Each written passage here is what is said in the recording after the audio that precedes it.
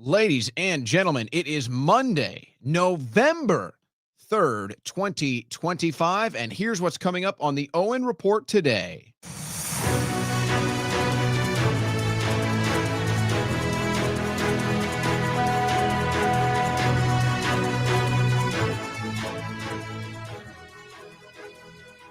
Wow. We had an eventful Halloween weekend, didn't we, politically? Didn't we? We certainly did. All right, so we're going to cover some of the highlights from what was a very controversial, you might say. It was certainly talked about. It was the number one story on X this weekend, and that was the Republican Jewish coalition meeting, event, however you want to call it, with such speakers as Mark Levin, Emily Austin, providing us just beautiful commentary on the modern day issues in American politics. But we're going to cover the highlights. We're going to apply it all politically, see where things stand. But really, I think after this weekend, it's never been clearer. It's never been clear. Now, the difficult thing is going to be covering this and trying to avoid the slop and trying to avoid all the acid and toxicity that it brings with it, this subject material, this issue. But now, I mean, to me, it's wide open. It's mainstream conservatism as far as foreign policy debate is concerned. It's only going one direction, and it's not going away. So we're going to cover those clips, and I'm going to do the best I can to try to summarize all of it, make sense of all of it, and tell you where it's all going from here. So it's going to be a major thrust of today's show. Now, we do have some audio and some posts, so some comments from President Trump on some other issues. He did weigh in this weekend. He actually provided a canned video that they played at the Republican Jewish Coalition this weekend, but I'm not going to go into that. I'm going to look at some other things Trump is saying when we're dealing with the shutdown. And now, what is this situation with Venezuela and then Nigeria? It was only a matter of time, I suppose, before the administration starts talking about war in Nigeria. And so now here we are. Now we have to go to war in Nigeria, too. I don't know why we couldn't have just gone with my idea to send in the IDF. We already pay for that military anyway, so the IDF is basically our military. So why don't we just send our military, the IDF, into Nigeria to protect the Christians? Since we do so much great work protecting the Jews, you think they might want to pay us one forward by protecting the Christians. But I guess they don't have such a good history with that. Oh, boy, Owen. Oh, geez. Calm it down. Calm it down. All right, the big New York City mayor's race coming to a conclusion tomorrow. Hey, and by the way, we're going to talk about some elections today. We got elections in Texas, and I'm sure that there's elections in your area going around, but we'll talk about Texas. Where is the outreach? Where is the outreach from the GOP? And it's like, I understand that there's a lot of gritty work to be done. There's a lot of not very glamorous work, let's say, that needs to be done, but nobody seems to be doing it. We have a major election in Texas on some huge issues right now relating to taxes, and most people don't even know what's going on. And these are issues that we should be getting out conservatives to vote on, by the way, and they don't even know it's happening. So that's no good. That's no good that's going on. We had an interesting Halloween weekend, and then I still have some Halloween leftovers today. I still have a couple Halloween leftovers today that I want to get to. So we'll be looking at that. But there's no doubt this issue from over the weekend, and then it continues today.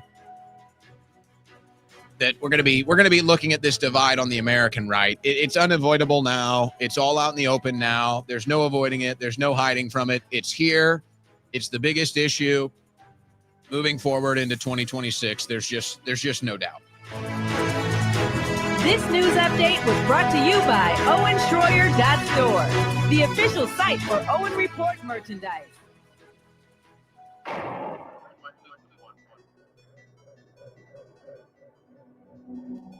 On the cutting edge of news and analysis, the Owen Report with Owen Schroyer.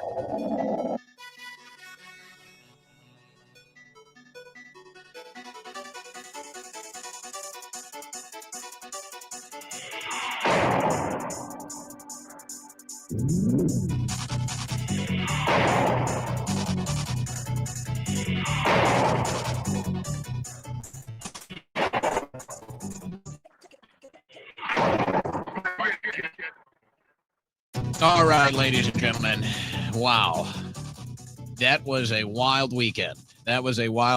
And now I think that this issue that has been festering and really I learned myself. I continue to learn for myself where a lot of these issues come from and where a lot of these issues are going. And when we're talking about this Israel issue, it's not new.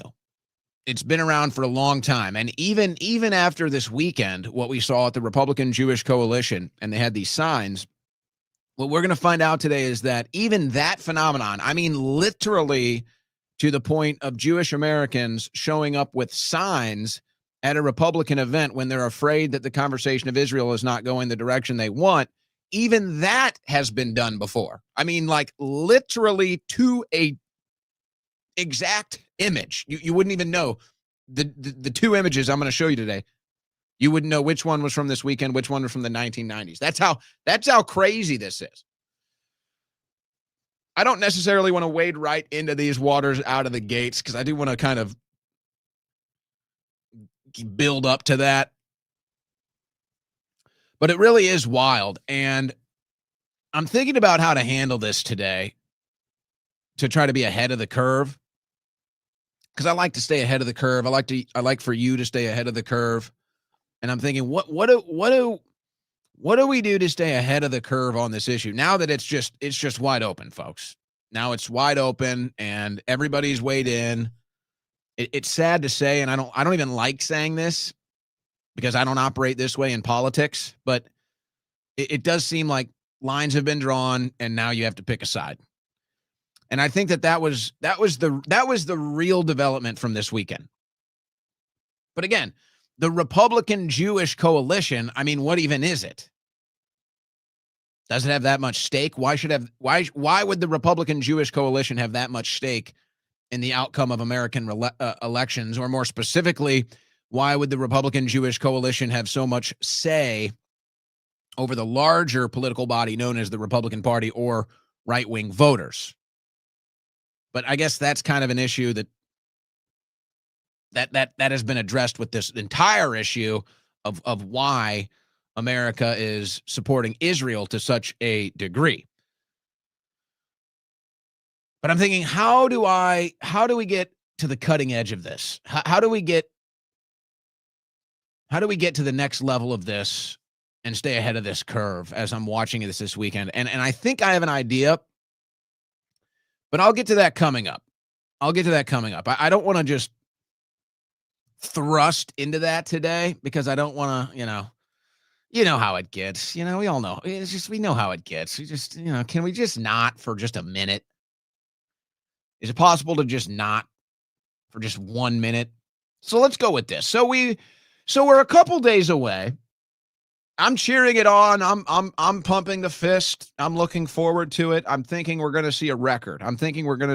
Government shutdown.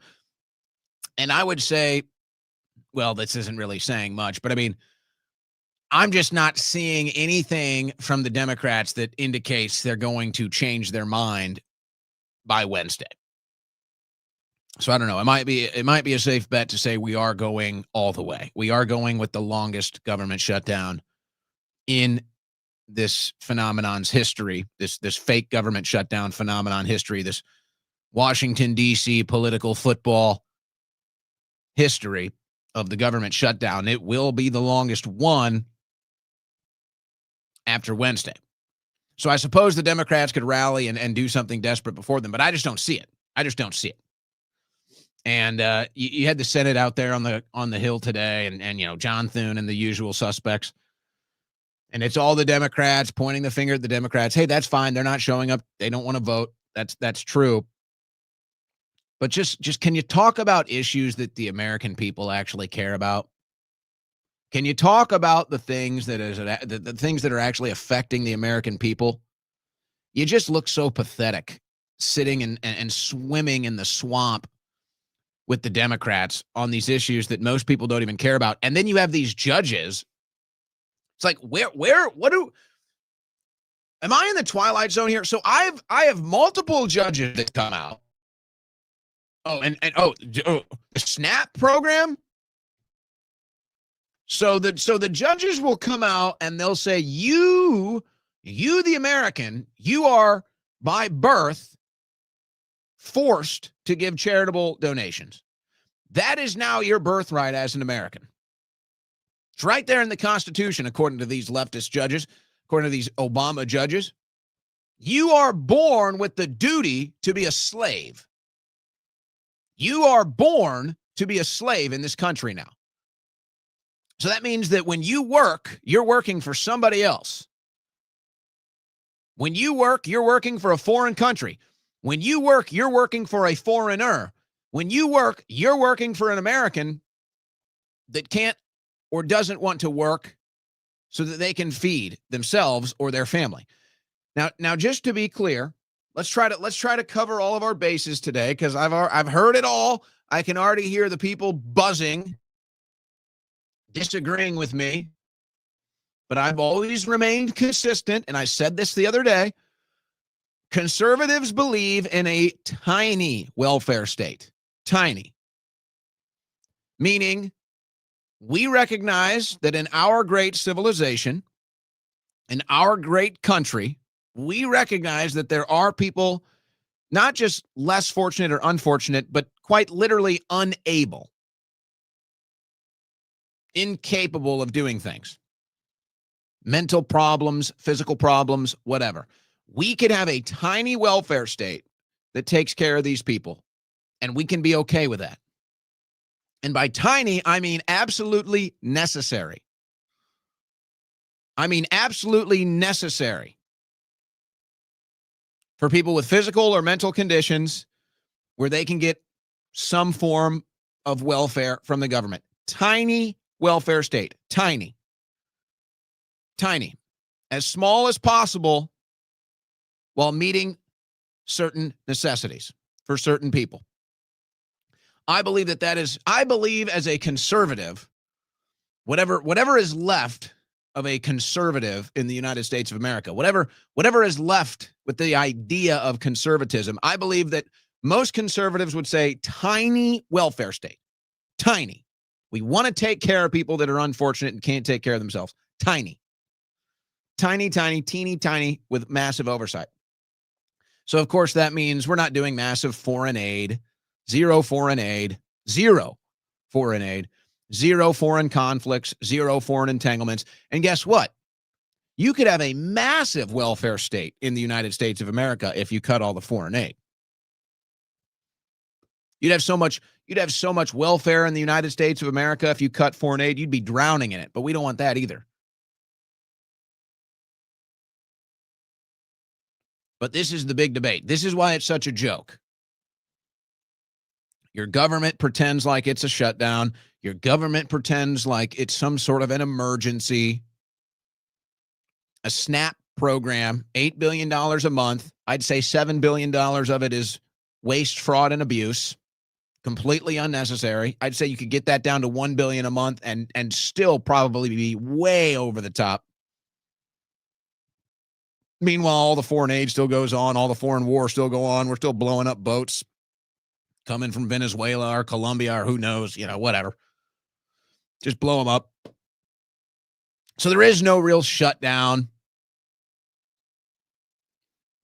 And if you really wanted to feed these people, you could find a million different ways to do it. A million different ways to do it. But so here comes the judge. And the judge smacks that gavel and says, you, the American taxpayer, you, the American citizen, you are a slave. And it's time, actually. This isn't time to cool off your rhetoric on this issue. Actually, this is time to ramp up your rhetoric on this issue. That's right. I am not a slave. I don't want to be a slave. I'm not interested in being a slave. So no, I don't owe anybody anything. I don't owe anybody a damn thing.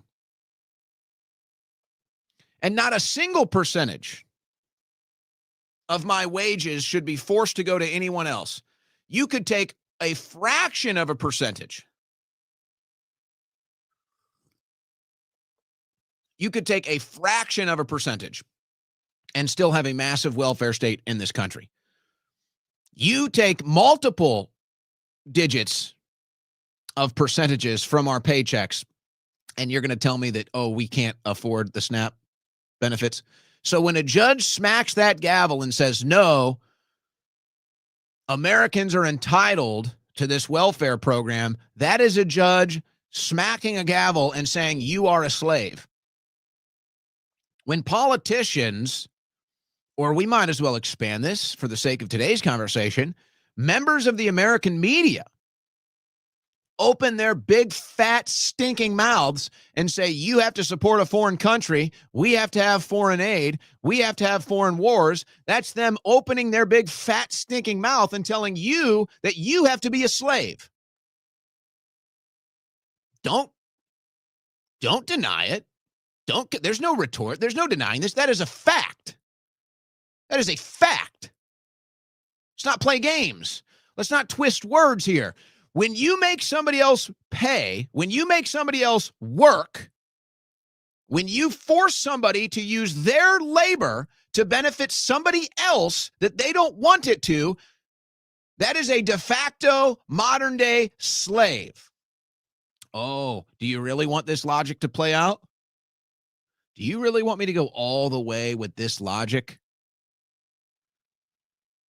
Because if that's the case, then who are you a slave to today? Boy, you got a lot of masters, don't you? Got a lot of people to say, yes, master. Got a lot of people to say, yes, master, too, don't you? That's slavery. Now, we've been inundated with the propaganda of slavery for our entire lives, that slavery means whips and chains. This is all by design, by the way, to keep you, the slave, the modern-day slave. This is all by design to keep you, the modern-day slave, unaware that you are indeed a modern-day slave. I don't see any shackles. I don't see any whips. No. That's not the type of slavery you have. You want to see the slavery you have? Look at your paycheck and look at the taxes that go out of it. That's your modern-day slavery.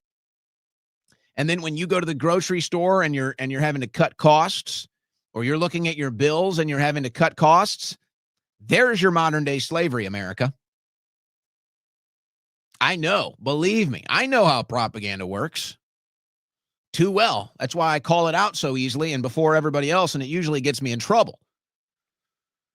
No, I get it. It's very hard. You, the American, have been for your entire life a victim of probably the most expensive, high-tech propaganda warfare against you and your mind and your spirit and your soul for your entire life.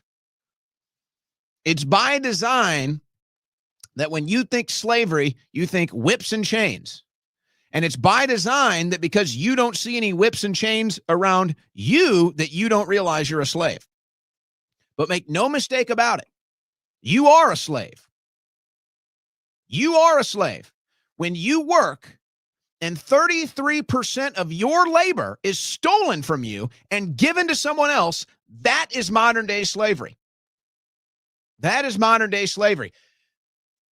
And you know what? I'm not going to do this today, and it's not even necessarily my field of expertise, but I've gone down these rabbit holes, you might say. I've gone down these different historical aspects and perspectives of living conditions and satisfaction with life and everything else. Some would argue, I guess I would put it like that. Some would argue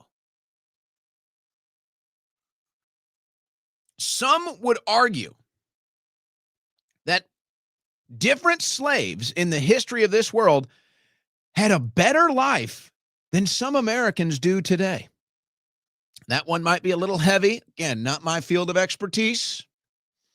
But you know what? Maybe there's some studying that needs to be done there. Maybe there's some analysis that needs to be done there for the American people to decide.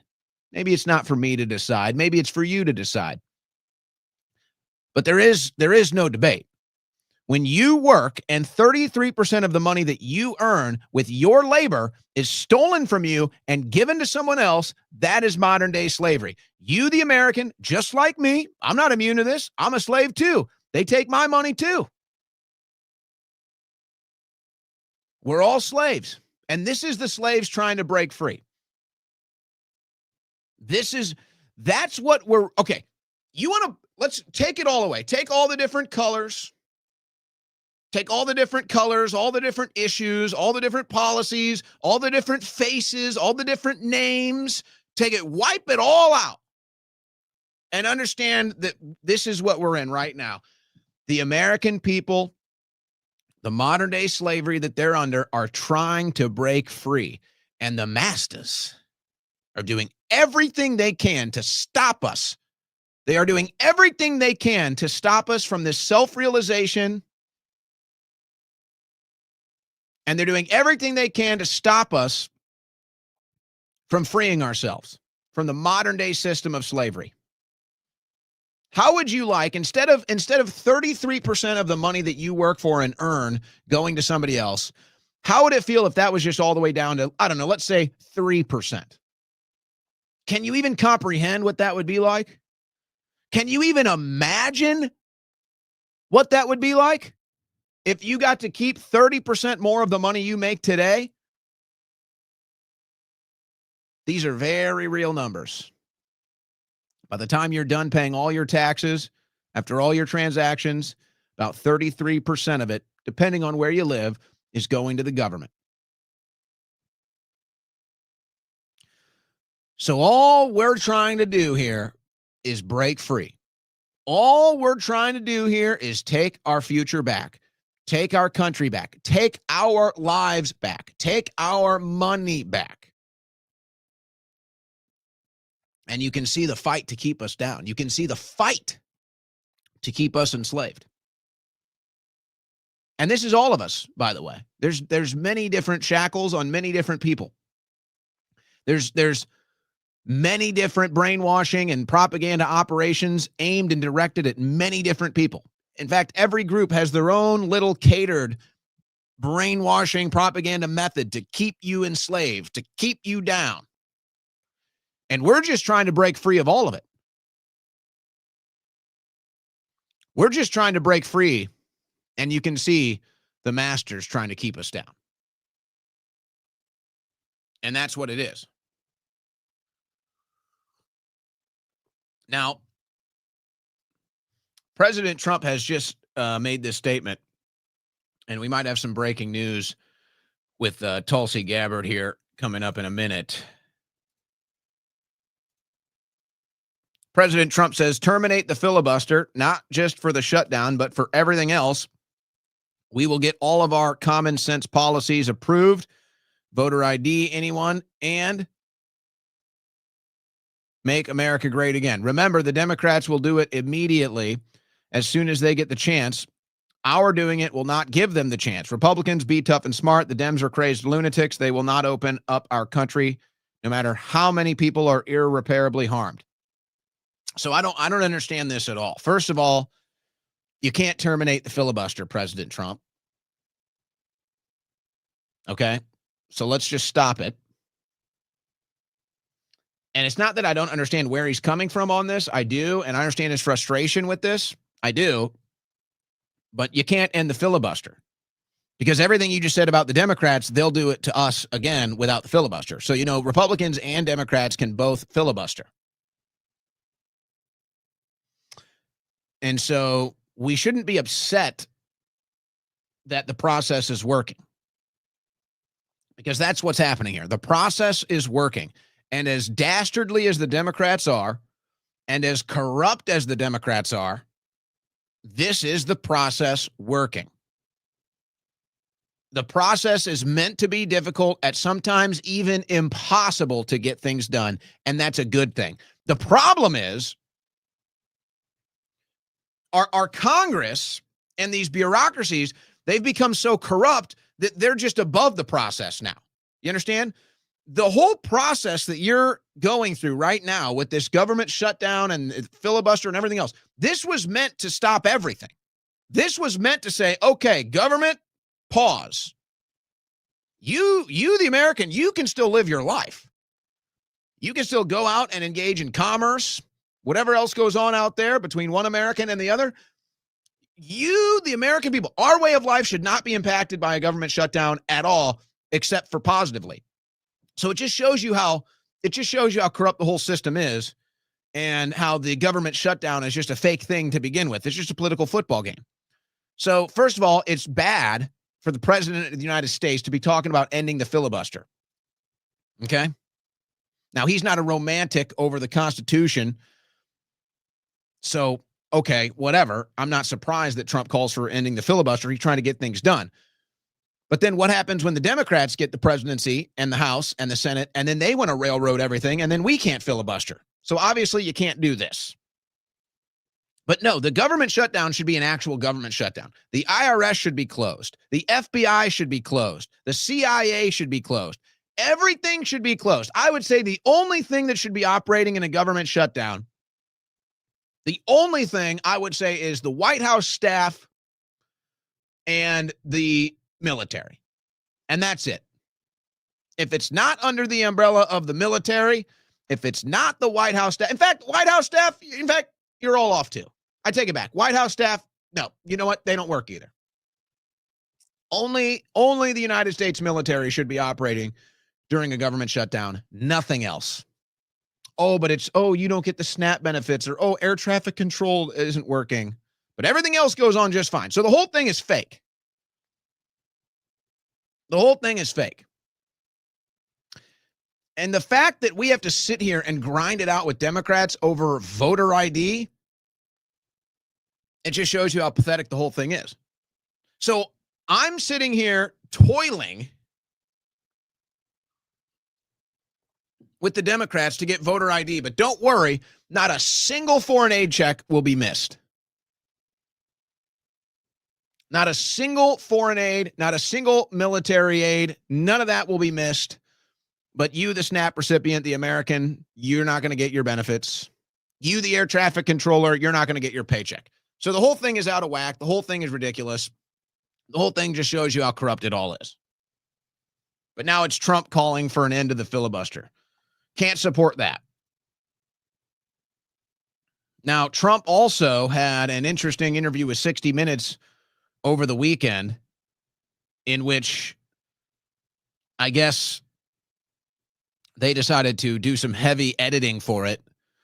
And then Trump just put out the entire thing. It was about 70 minutes or so, 70, 80 minutes or so. So, okay, you can understand 60 Minutes obviously cut it down for air. But Trump just released the whole thing. So a couple interesting clips out of this. Now, remember, I summarized a week or so ago, whenever Trump pardoned Peng Zhao, that this was all about whatever's going on with the Trump crypto deals. And then the Wall Street Journal broke that story wide open last week. And it was like, okay, well, it was kind of obvious to me. And then they went in and got the dirt and reached the exact same conclusion. So Trump was asked about this during the interview this weekend, and listen to what he says. All right.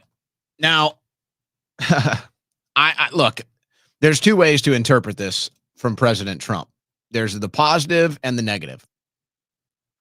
Let's start with the positive, shall we? At least he's honest, right? I mean, you might not like what he says, you might not like what he does, but I think, for all intents and purposes, he probably is the most honest president of our lifetime, of modern American history. He could have easily had a scripted lie ready to go, like every other politician.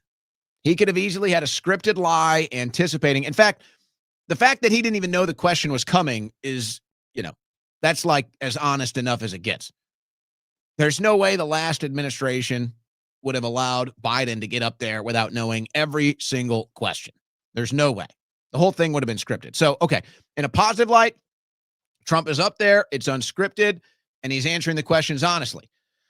All right, but now let's get into the honest answer to the question. You don't know who you pardoned? We're talking about probably the biggest, maybe second biggest, depending on how you view it with Sam Bankman-Fried. But I mean, you're talking about one of the biggest crypto scam artists ever is what you're talking about here. And maybe worse with some of the allegations. Now, could this have been a Biden era witch hunt? I don't think that would surprise anybody. But he doesn't know. He doesn't know. He admits it. He says, I don't know who it is. I know nothing about it. So then why did you pardon him? He brings up his sons. So I think it's fair to reach a conclusion here. Let's look at all the circumstantial evidence. Trump is originally very anti-crypto. Vocally anti-crypto. Then his sons get involved in the crypto industry using the Trump name, and they're doing quite well for themselves. Trump needs to win an election in 2024, so all of a sudden he becomes pro-crypto. So it could be Trump went pro-crypto to win an election, or Trump went pro-crypto because his family is making a lot of money off of it, maybe both. So my guess is somebody comes to President Trump who may or may not be really in tune with the crypto world. My guess is no. That's my guess. And I would say that based off of this response in the interview, Trump is not really in tune with the crypto world. He knows enough about it to talk about it or say the right thing about it at the right time, but largely concerned Trump not with the crypto world. So he says, oh, my sons.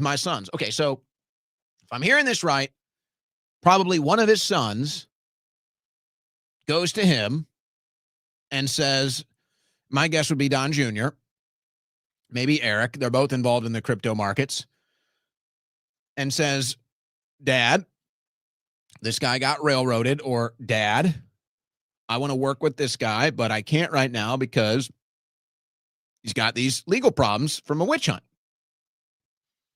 Either way, I think the result is the same. They wanted this guy to be pardoned so that they could work with him in the crypto markets.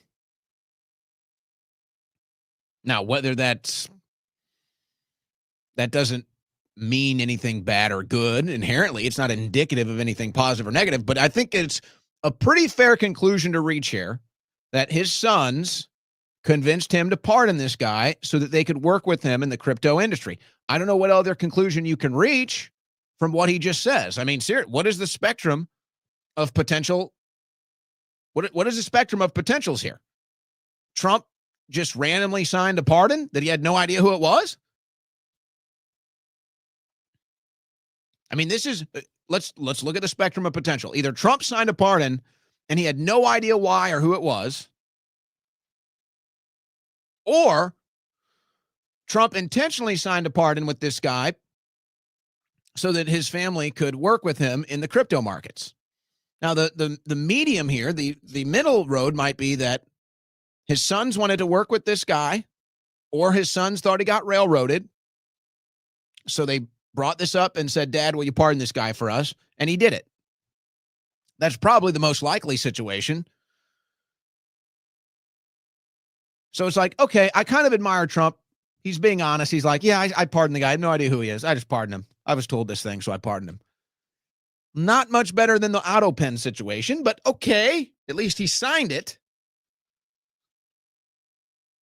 But then it's like, okay, so you're cutting pardons as favors for people. That's what you're saying. You're cutting pardons as favors for people. So who? Probably your sons. Why? So they can make millions of dollars in the crypto markets. That's what this sounds like to me. I don't know how you can reach any other conclusion, quite frankly. You can like it or not, but I don't see how you can reach any other conclusion. Now, here's the other conclusion that I was reaching, and I guess Trump completely confirms here. Why is Trump always talking about how great the economy is doing?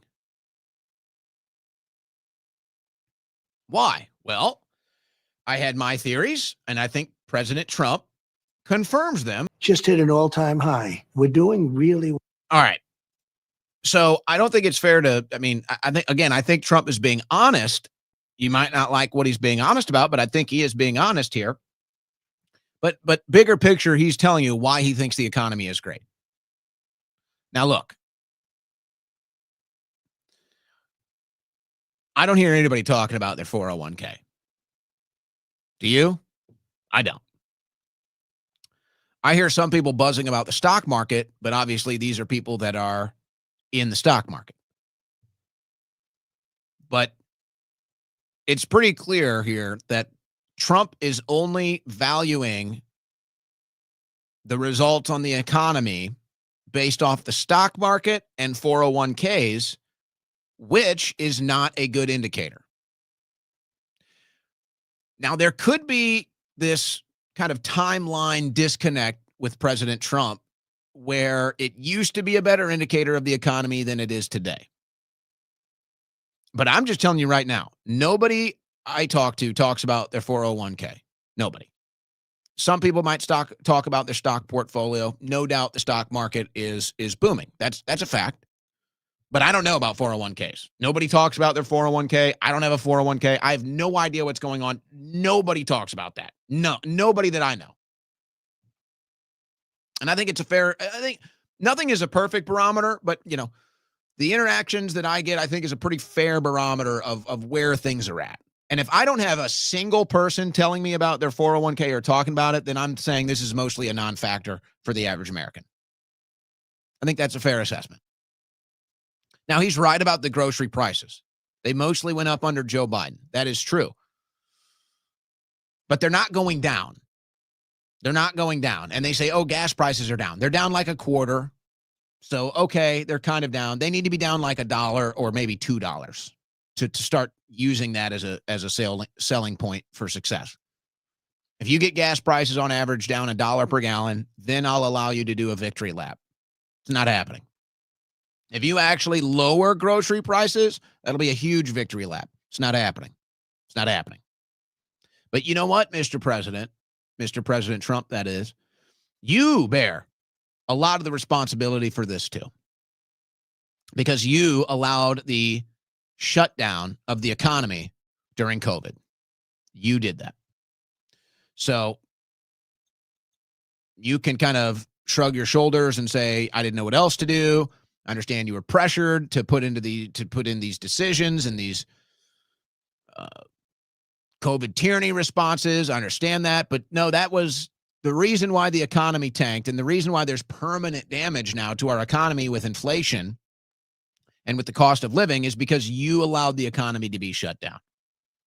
So you can't really blame Biden for that. You allowed that to happen. Now, Biden made it worse. Biden didn't help anything. Biden certainly made it 10 times worse.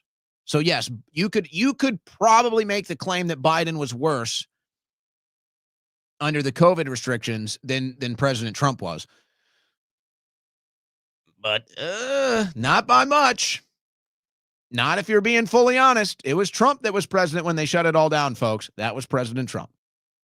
It was President Trump when they shut it all down and we reached record levels of debt. That was President Trump. That is just a fact. And he can say, well, it was in response to the pandemic. Okay, so it was in response to the pandemic. You still did it. But I think that the ultimate is where he says, hey, look, I'm busy. I can't pay attention to this stuff. And I think that that's mostly true. But this is kind of the frustration. What are you so busy with? Foreign affairs. What are you so busy with? Foreign wars. What are you so busy with? Foreign countries. And that's the problem. And that's the problem. And that will bring us to the larger topic for today. But here's another example. Now, this is a longer video, and we won't play the whole thing because it's about 10 minutes here. But this is a respiratory therapist who does pretty well. You know, it's a pretty good field if you can get in it. So I want you to listen to her kind of breaking down her cost of living here. And we'll play about 2 or so minutes of this because it's worth hearing. This is the average America. This is the average American right now. This is the average middle class right now. And you started seeing these things surface about 3 years ago. You make 6 figures a year, you're living paycheck to paycheck. That's what we're dealing with here. So this is what it's like. This is all because of the inflation. It's all because of the cost of living going up. So you had inflation plus the CPI increase, and the middle class got crushed. So the middle class, let's say making $100,000 a year, that used to be able to live comfortably and put some money away for savings, now they're just barely living comfortably. So this young woman's story is where the average American is at today, and why you cannot say that the economy is doing good. Just go get a job. Okay, hear me out.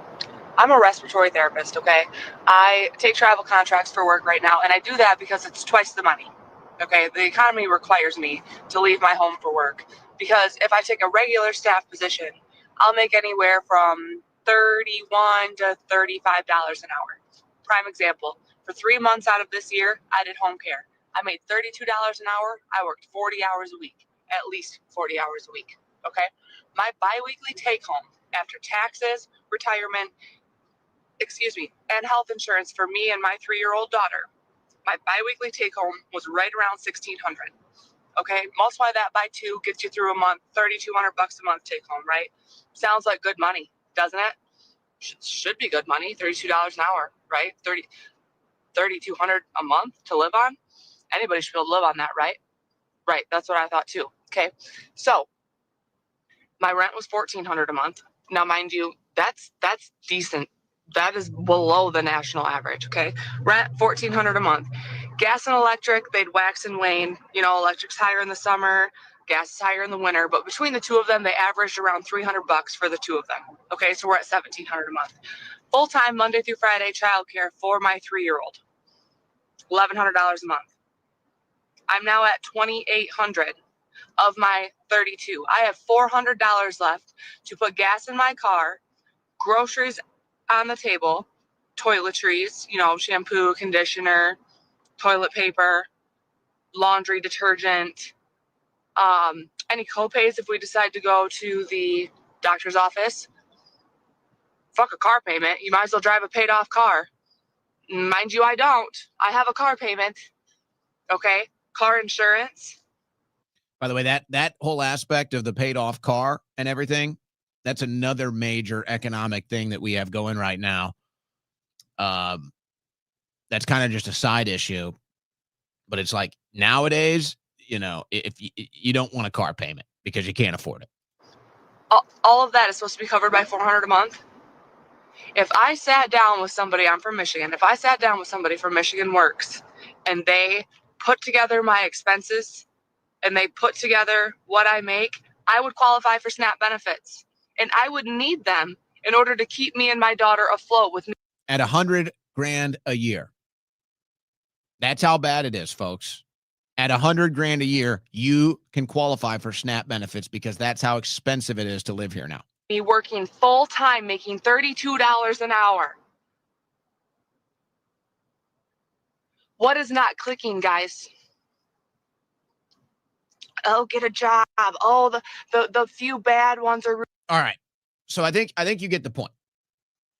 I think you get the point. Now there's another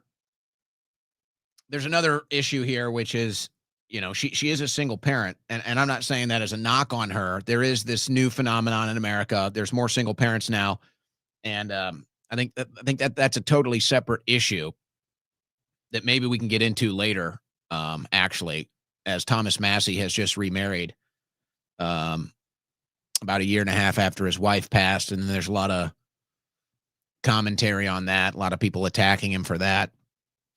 But I think that's a mindset with relationships and marriage thing that we're kind of, the country right now is in kind of an awkward spot culturally, as far as marriage is concerned and, parenting and all of that is concerned. So maybe I'll delve into that later.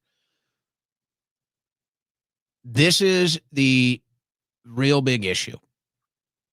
And, we're going to get into this weekend with the Republican Jewish coalition and all the viral clips and everything. And it's just like, it continues to like go this direction.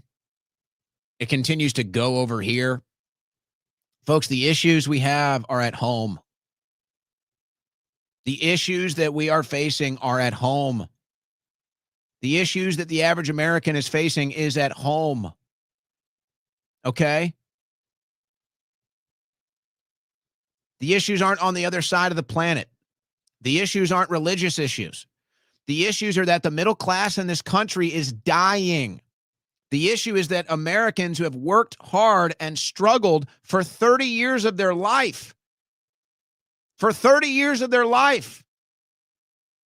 not supposed to do this forever. And now they're sitting there in their 30s, in their 40s. It creeps into the 50s. It creeps into when you're supposed to be retiring. And the average American is just trying to figure out how to get by, how to make their next payment. That's the issue. That's what needs to be fixed. That's what needs to be addressed. That's what needs to be the focus. And I understand when it comes to trade, how that is a very important aspect of fixing the U.S. economy. So I'm all for it. But when we start getting involved in these foreign entanglements, when we start getting involved in these Middle East affairs, these Middle East holy wars, when we start getting involved in these massive foreign aid packages, the real issues at home continue to be ignored. And then they get brought up, and President Trump seems to be completely ignorant. And they get brought up, and President Trump seems to be completely clueless on it. And it's just like, yeah, you know what, President Trump? Your administration has failed you. Susie Wiles has failed you, President Trump. And all of these voices, Mr. President, that are getting access to you and that are in your ear and in your office every day, every single day that passes and they don't tell you to focus on the economy is a complete and utter failure. A complete and utter failure, Mr. President. Your entire administration has failed you if they fail to address this. So I don't know who it is that's keeping you in the dark here. I don't know who it is. Well, we know it's Susie Wiles, but I don't know who it is that's forcing you to stay obsessed with foreign entanglements and foreign affairs and foreign policy that doesn't work. I don't know who it is, Mr. President, but you need to get rid of them, and you need to get rid of them fast. Because if you don't fix this economic issue that the Americans are facing, what do you think is going to happen in the midterms? What do you think is going to happen if the Democrats take the House? You think it's tough now? You think it's tough now with the government shutdown? You think it's tough now with Senator Rat Chuck Schumer? You think it's tough now? If you don't fix the economy before the midterms, you'll lose the House. Imagine how much fun that's going to be if the Democrats take the House back, if you think it's bad now. So you know what, Mr. President? We won't cry over spilled milk. What's done is done. You need to reinvest and refocus every ounce of this presidency into the U.S. economy starting now. And I understand after this weekend and all the pressure that's being applied from the Israeli lobbyists and the American Jews over this whole divide on Israel right now. I get it, Mr. President, and I know it's heavy. And I know that Susie Wiles is making sure you only hear from those people. I understand that, Mr. President, but I'm telling you right now, your legacy is going to be here. Your legacy is going to be in the United States of America. It's not going to be in Tel Aviv. It's not going to be in the Golan Heights. It's not going to be in Jerusalem. That'll be a piece of your legacy, no doubt. But do you want that to be the only piece? Do you want the only piece of your legacy to be in a foreign country? Which, who knows what the future holds for that is? Or do you want your legacy to be right here with the American people? If Susie Wiles doesn't direct the focus of everybody that gets into your office on the U.S. economy, then she has failed you, and you need to fire her. She is intentionally sabotaging your legacy, Mr. President. You will not have the legacy that you want in this country at this rate. If we're still here a year from today, and an American making $100,000 a year is living paycheck to paycheck, that will be on you. You will lose the House, and dealing with Chuck Schumer in a Senate minority leadership role will be like nothing compared to what they have coming for you next. And they will impeach you over these Venezuela boat strikes, amongst who knows what else. So, what's done is done, Mr. President.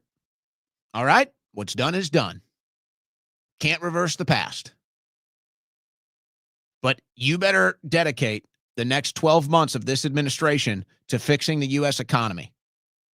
And every day you spend over there in the Middle East, and every day you deal with these Israeli lobbyists, is a day that you missed out on an opportunity to fix the U.S. economy, and is a day that you fall behind on the midterms. Shouldn't have to be this way. And really, this is why, and we'll go into this now in the next hour, this is why. Why did they have this gigantic Jewish Republican coalition meeting? Why? This is why right here. Because the average American is sitting here drowning in debt. The average American is sitting here drowning and trying to figure out how they're going to make their next car payment, house payment, bills, childcare. And every time they look to their government leadership, and every time they look to the White House, what do they see? A foreign flag, a foreign country, a foreign leader getting prioritized, getting taken care of, getting praised. And you know what? It doesn't make the American public feel very good. It doesn't make the American here working 40 to 50 hours a week, barely getting by, feel very good when every time another foreign leader comes here, we cut him a fat check, and the forgotten American continues to sit there alone and forgotten by this administration. So you can try to work your way around this as much as you want, and you can try to point to different things to pretend like this isn't going on. But it is, Mr. President. And it's a lot worse than you're being told. And whoever is not letting you in on this little thing happening right now needs to be fired. Because it's not going to be whatever happens with foreign policy that's going to be your legacy. It's not going to be whether Israel is good or bad that's your legacy. It's going to be, can the average American actually live a life that doesn't have them feeling like a damn slave? That's going to be your legacy. Can you free the American people from this slavery? Or are they going to sit here feeling like slaves while you continue to cut checks and prioritize leaders and foreign countries that the average American has absolutely zero interest in? You're listening to the Owen Report on the Win Network.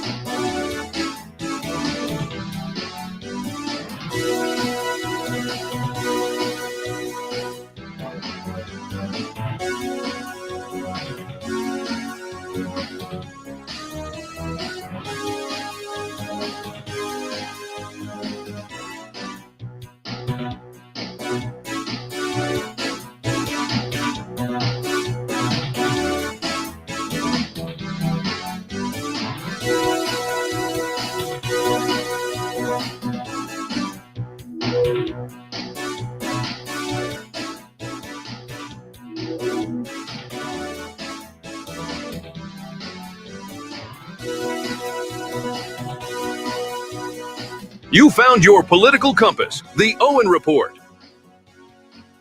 All right.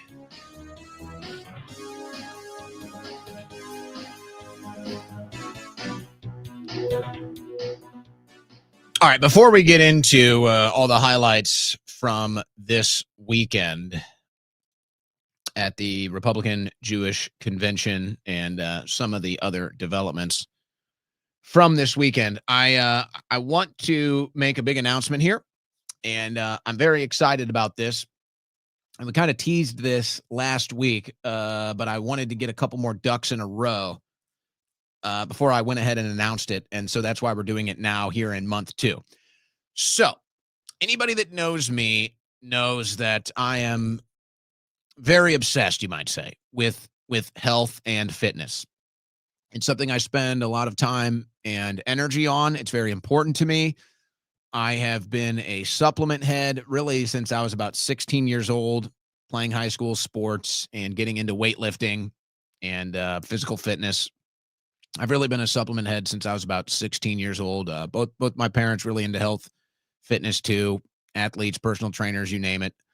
So it's something that's very important to me, and it's a big part of my life. So when we were looking at potential sponsors for the show, obviously there was a bunch of different types of supplement companies that reached out. And so, like, I'm kind of handling all the sponsors, but even more specifically with this, I said, well, this is something that's going to be very, very personal to me because I want to at least have a time to trial the supplements that I'm going to be promoting. I'm not going to promote a supplement to you that I haven't tried myself. And B, I want to be confident that I'm promoting the best supplements with the highest quality and the best results. So before we even launched the show, kind of going through that trial of, all right, what do we want to do as far as supplements are concerned? I want to make sure that it's a supplement company that I know, that I like, that I can trust. But also, I need at least a month to try the products because I'm not going to come on here and promote a supplement that I don't know myself. So we've reached the point now where we have found the magical formula. We've reached the point now where we found it, and I now feel confident that we have a supplement sponsor that I am proud to promote, proud to bring on the show, and proud to tell you that I have had success even with their products. And so today, we are officially announcing CHOQ Supplements is the official supplement brand right now of the Owen Report. Now, I want to be clear about something here.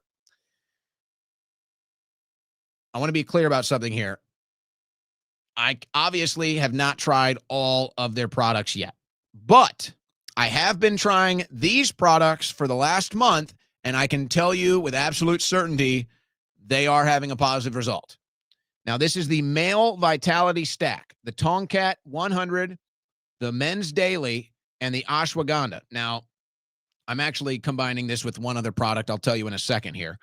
I've been taking the Ashwagandha at night, which has been helping me sleep a lot better. But every morning I've been taking the Tomcat 100 and the Daily for Men. Now, this is the CHOQ, CHOQ. I just had a meeting with them earlier today, by the way, and they're very proud of their products. They're very proud for us to introduce them here on the show. The Male Vitality Stack includes the Men's Daily, the Tomcat 100, and the Ashwagandha. The CHOQ Male Vitality Stack is a powerful 3-product bundle for men.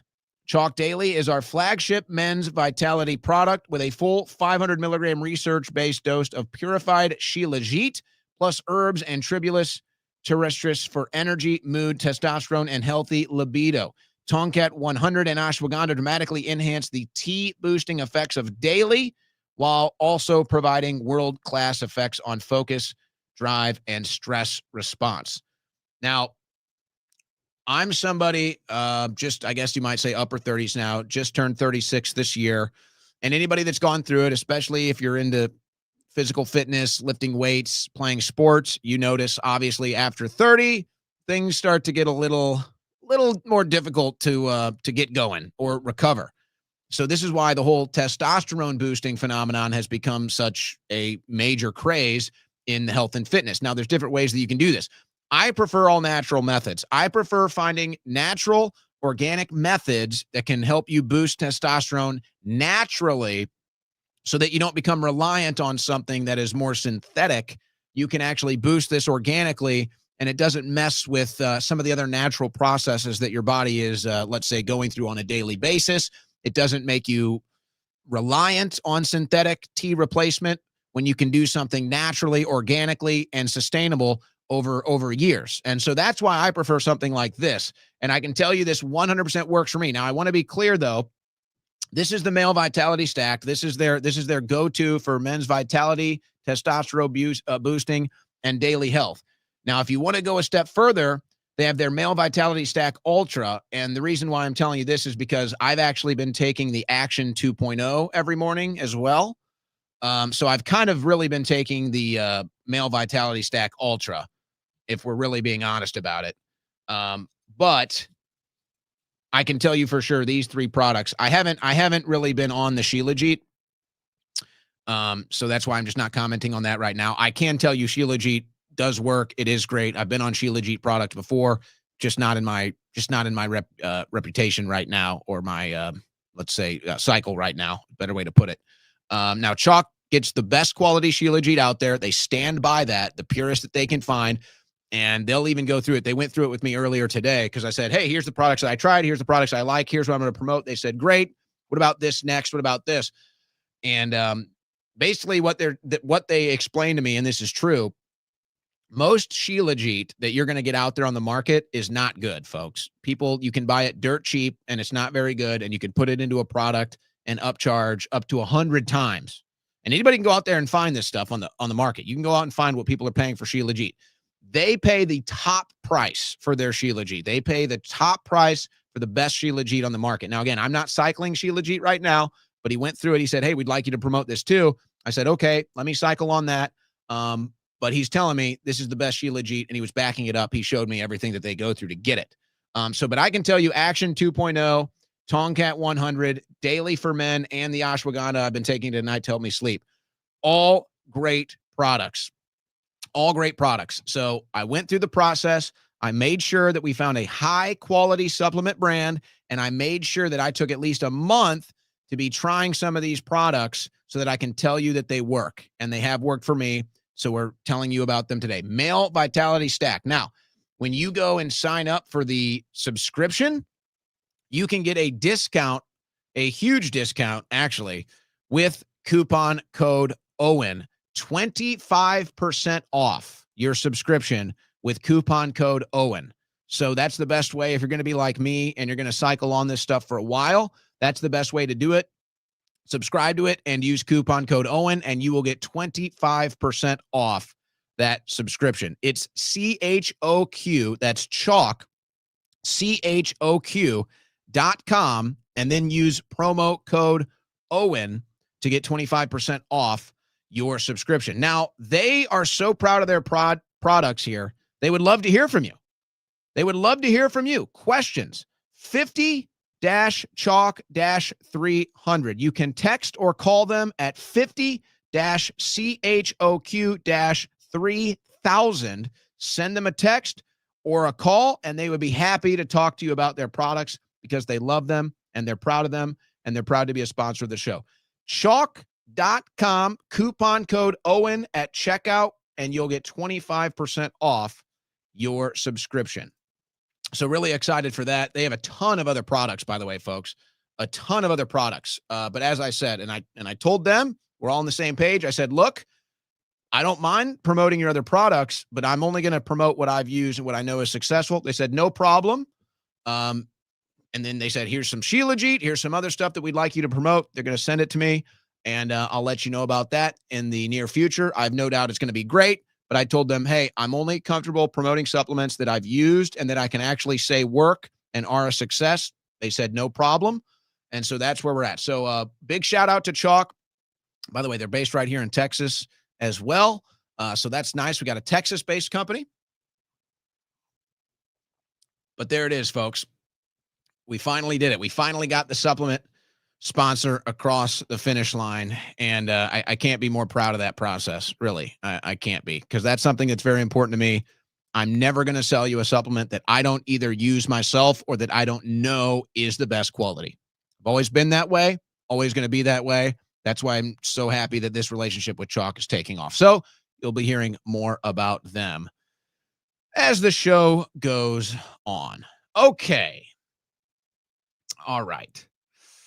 Should we get into it now? Should we get into what everybody was talking about over the weekend? The Republican Jewish coalition here. First of all, here's Pete Hegseth, I guess, responding to the president. Yes, sir. The killing of innocent Christians in Nigeria and anywhere must end immediately.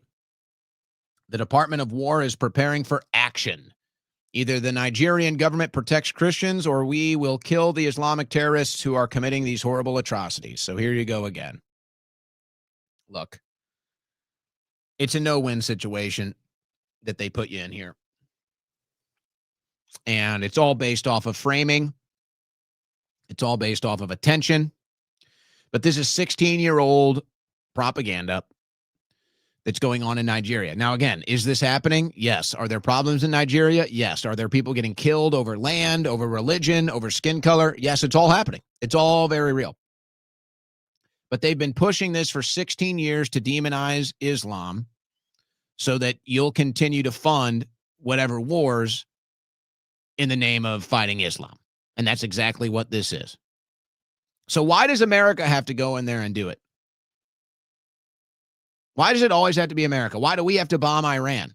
Why do we have to fund Israel bombing Syria and Lebanon and Jordan and the Gaza Strip and the Golan Heights and the West Bank?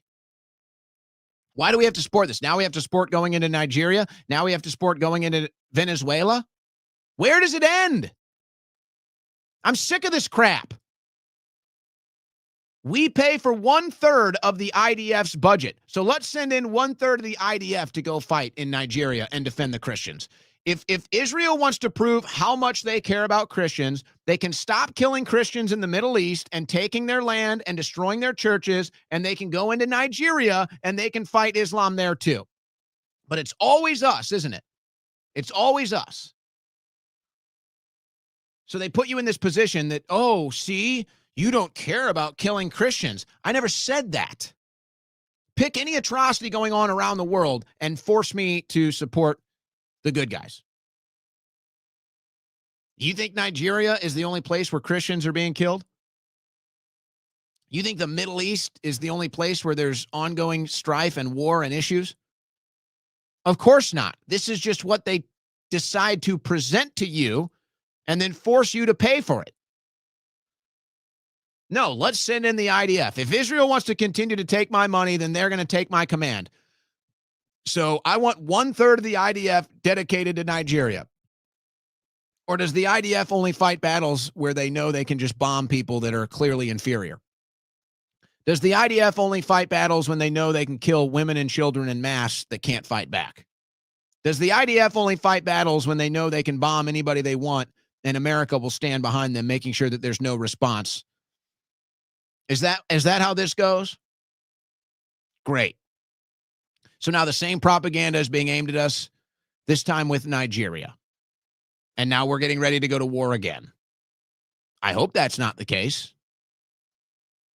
But it's all getting very tiresome. Meanwhile, the average American still living paycheck to paycheck can't figure it out. Now, I have a theory before I get into some of the highlights from this weekend. I have a theory about Tulsi Gabbard and President Trump. Now, this is from 2019, when you remember it was Guaido, the Republicans and the Trump administration was trying to get Guaido into a position of leadership in Venezuela. Now, that failed, but this was Tulsi Gabbard talking about it then. The United States has a disastrous history of military intervention and regime change around the world, which has brought suffering to millions of people. It's bankrupted our country, dishonored our troops, and it's undermined our national security. We must end this policy now before we get into yet another military conflict, this time in Venezuela. Now, President Trump and his administration have already instituted heavy sanctions on Venezuela. They've doubled down on their position that all options are on the table. I wholeheartedly support the Venezuelan people as they fight for a free and fair democracy. But the United States should not be in the business of intervening, of picking who should lead their country, and we certainly should not be threatening military action. Venezuela poses no threat to the United States. Congress has not authorized the United States to go to war in Venezuela, and there's no justification. Well, it seems like Congress authorization is almost meaningless or doesn't even exist anymore. So that's a whole separate issue. But please continue. For our country to violate the sovereignty of the Venezuelan people. Now, the reality is that threats of U.S. military action and regime change in Venezuela is undermining ongoing efforts to convince North Korea to give up their nuclear weapons program, which exists because Kim Jong-un sees it as the only deterrent against U.S.-led regime change. Now, President Trump is promising North Korea we will not wage regime change war against them, but at the same time is simultaneously threatening regime change in Venezuela. North Korea is going to look at President Trump's actions, not at empty promises. The United States needs to stay out of Venezuela. All right, so the rest of it gets a little dated, but you understand what she's saying. Now, I understand what Trump is doing. I understand the different aspects of what's going on with Venezuela, energy, oil, the global marketplace. Okay. This isn't like a black and white thing. It's very complex. So put all that aside. Put the whole Venezuela thing aside. Here's what I think is happening. Here's what I think did happen. In fact, let me get an exact date real quick on something, just so I can be more accurate here. Okay. So I believe in August of 2024, a deal was made between Tulsi Gabbard and Donald Trump.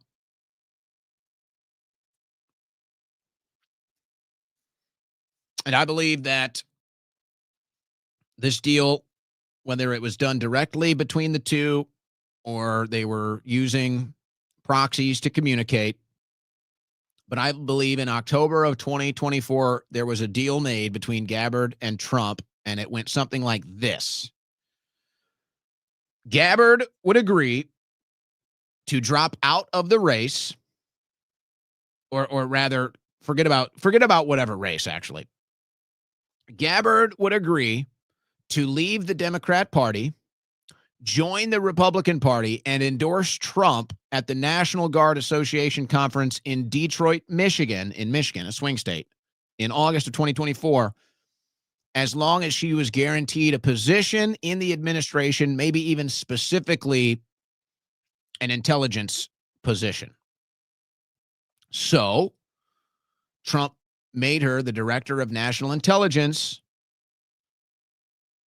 in a deal that she would leave the Democrat Party and endorse Trump in Detroit, Michigan at the National Guard Conference.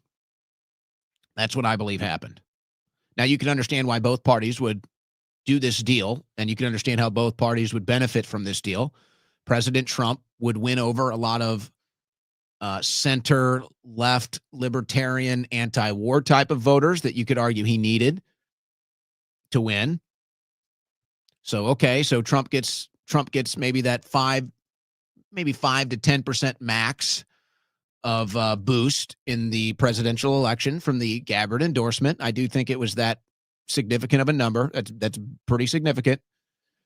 And then Gabbard, who has her issues with the deep state, specifically her issues on foreign policy and foreign entanglements, gets to have a pretty significant role and kind of oversee everything that's going down. Now, she doesn't have much sway as far as policy is concerned, but she obviously gets to kind of have a pretty significant role in oversight and get a good understanding of how intelligence is being shared and dispersed or lack thereof.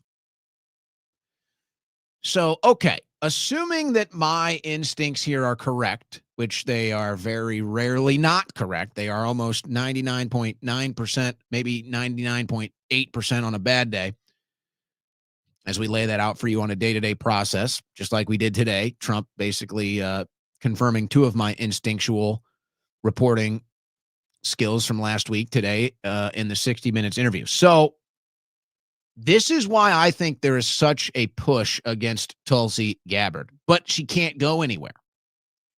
Trump cut a deal. Now, I don't think Trump's going to stab Tulsi Gabbard in the back. I think he cut a deal with her, and he's going to leave her there. So I don't think Gabbard is going anywhere. But you can see the resentment.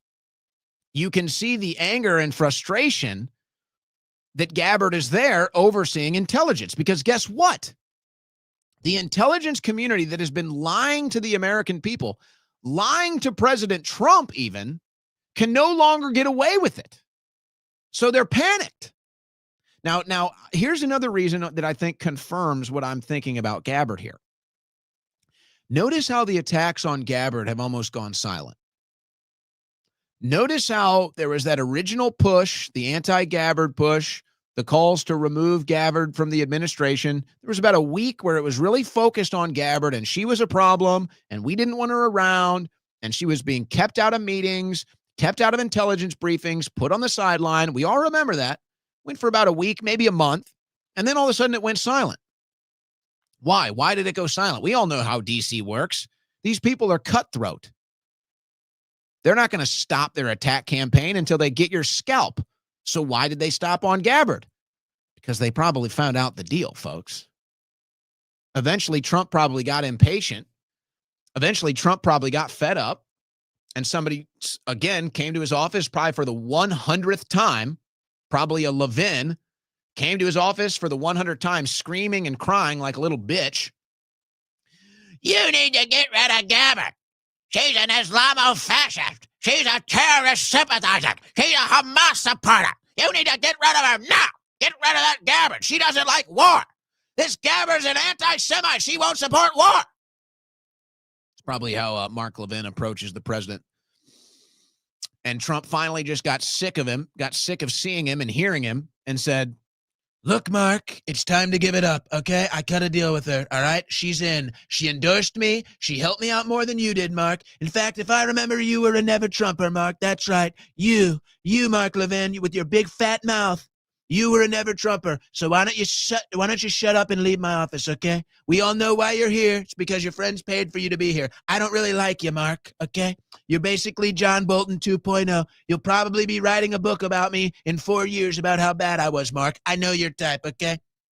But your friends paid for you to be here, so you're here. Gabbard isn't going anywhere. If I had a choice, I'd pick Gabbard over you, okay? She seems trustworthy and honest. Not you, Mark. You seem a little slippery, little slimy, little sleazy, Mark, but your friends paid for you to be here, so you're here. But Gabbard isn't going anywhere, so get used to it, Warhawk, okay? Get used to it, buddy. And guess what? If you and your friends try to pull anything, okay, we all know, if you and your friends try to pull something, or you try to give us bad intelligence, it'll have to go through Gabbard, and she'll be reporting to me, okay?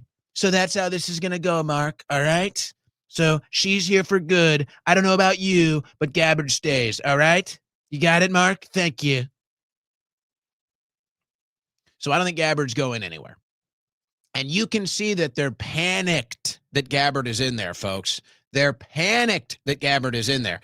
And they've done everything they can to remove any other people from this administration that weren't just full-on Zionists.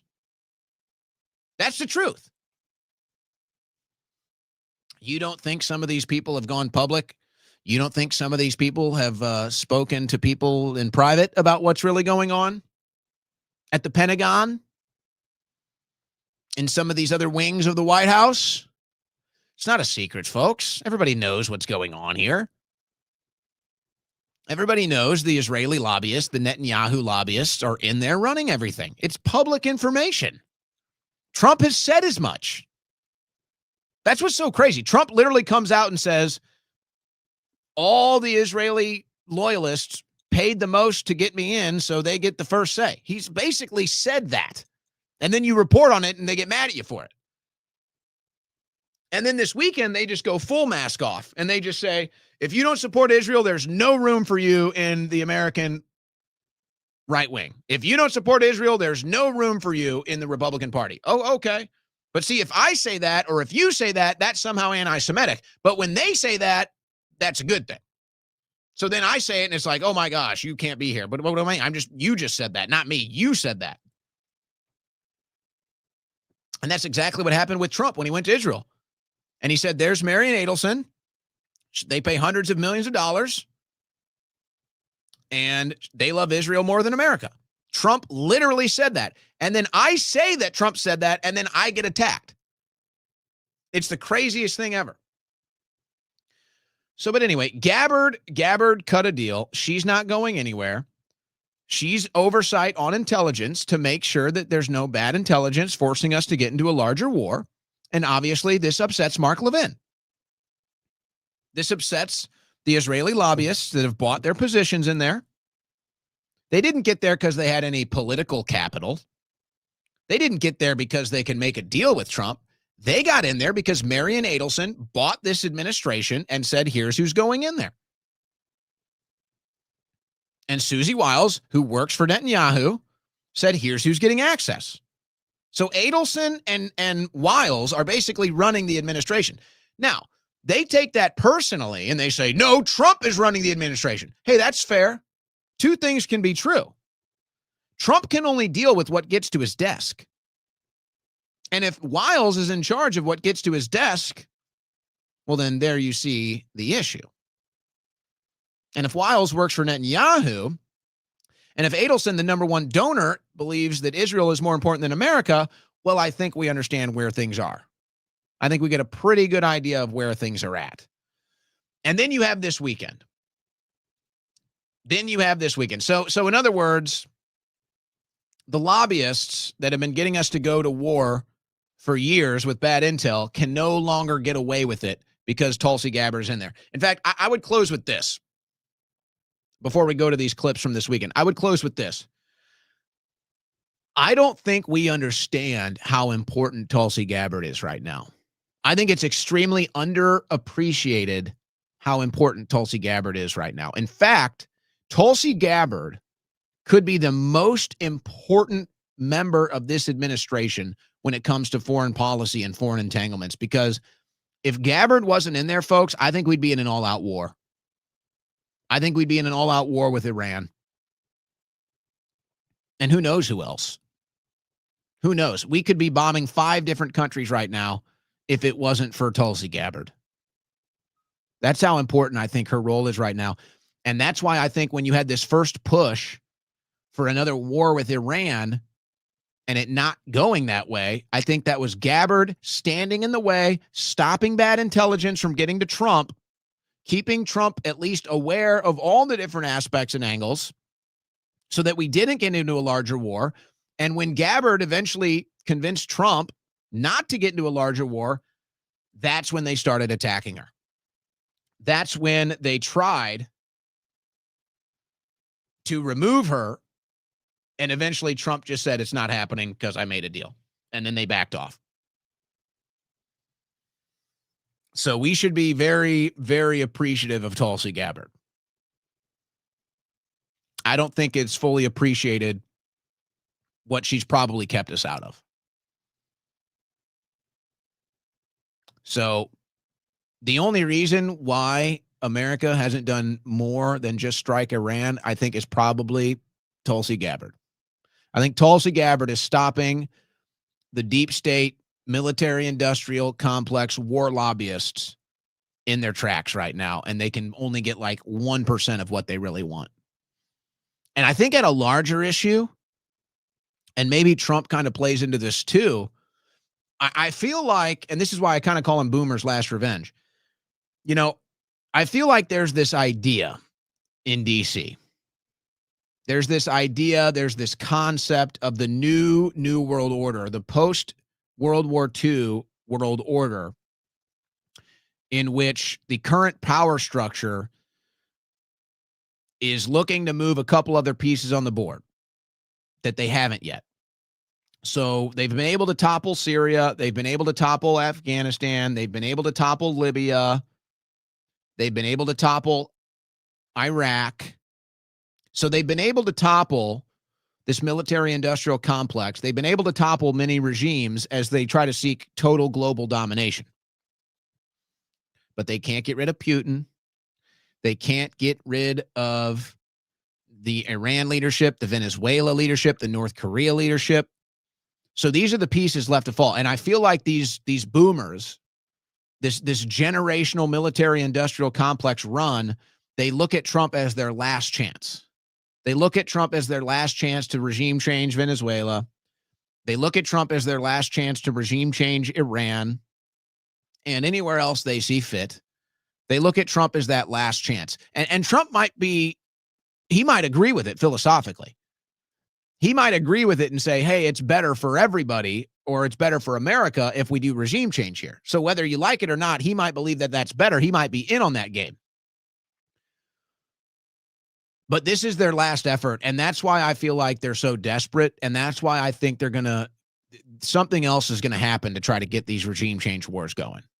And I guess maybe Nigeria is now into the fold too. I don't know. That could be a one-off. But they've been pushing for Venezuela. They've been pushing for Iran. These are two major geopolitical chess pieces that our military-industrial complex has been seeking regime change in, and I think they see Trump as their last shot. Because the younger generations don't want this, folks. They just don't. They don't care. They don't want it. They don't care. They don't believe it impacts them. And they're probably right. But that's why I think they're pushing so hard with Trump, because they know it's their last shot. They know it's their last shot. And so that's why Gabbard is standing in there in the fray, dealing with the attacks, dealing with all of these blood-soaked warmongers, because she's probably the only person in there that's currently stabilizing the world from going into a larger war. She's probably the only person in there that is maintaining a counter position against these war hawks that are in Trump's ear every single day. I don't think Tulsi Gabbard gets enough credit.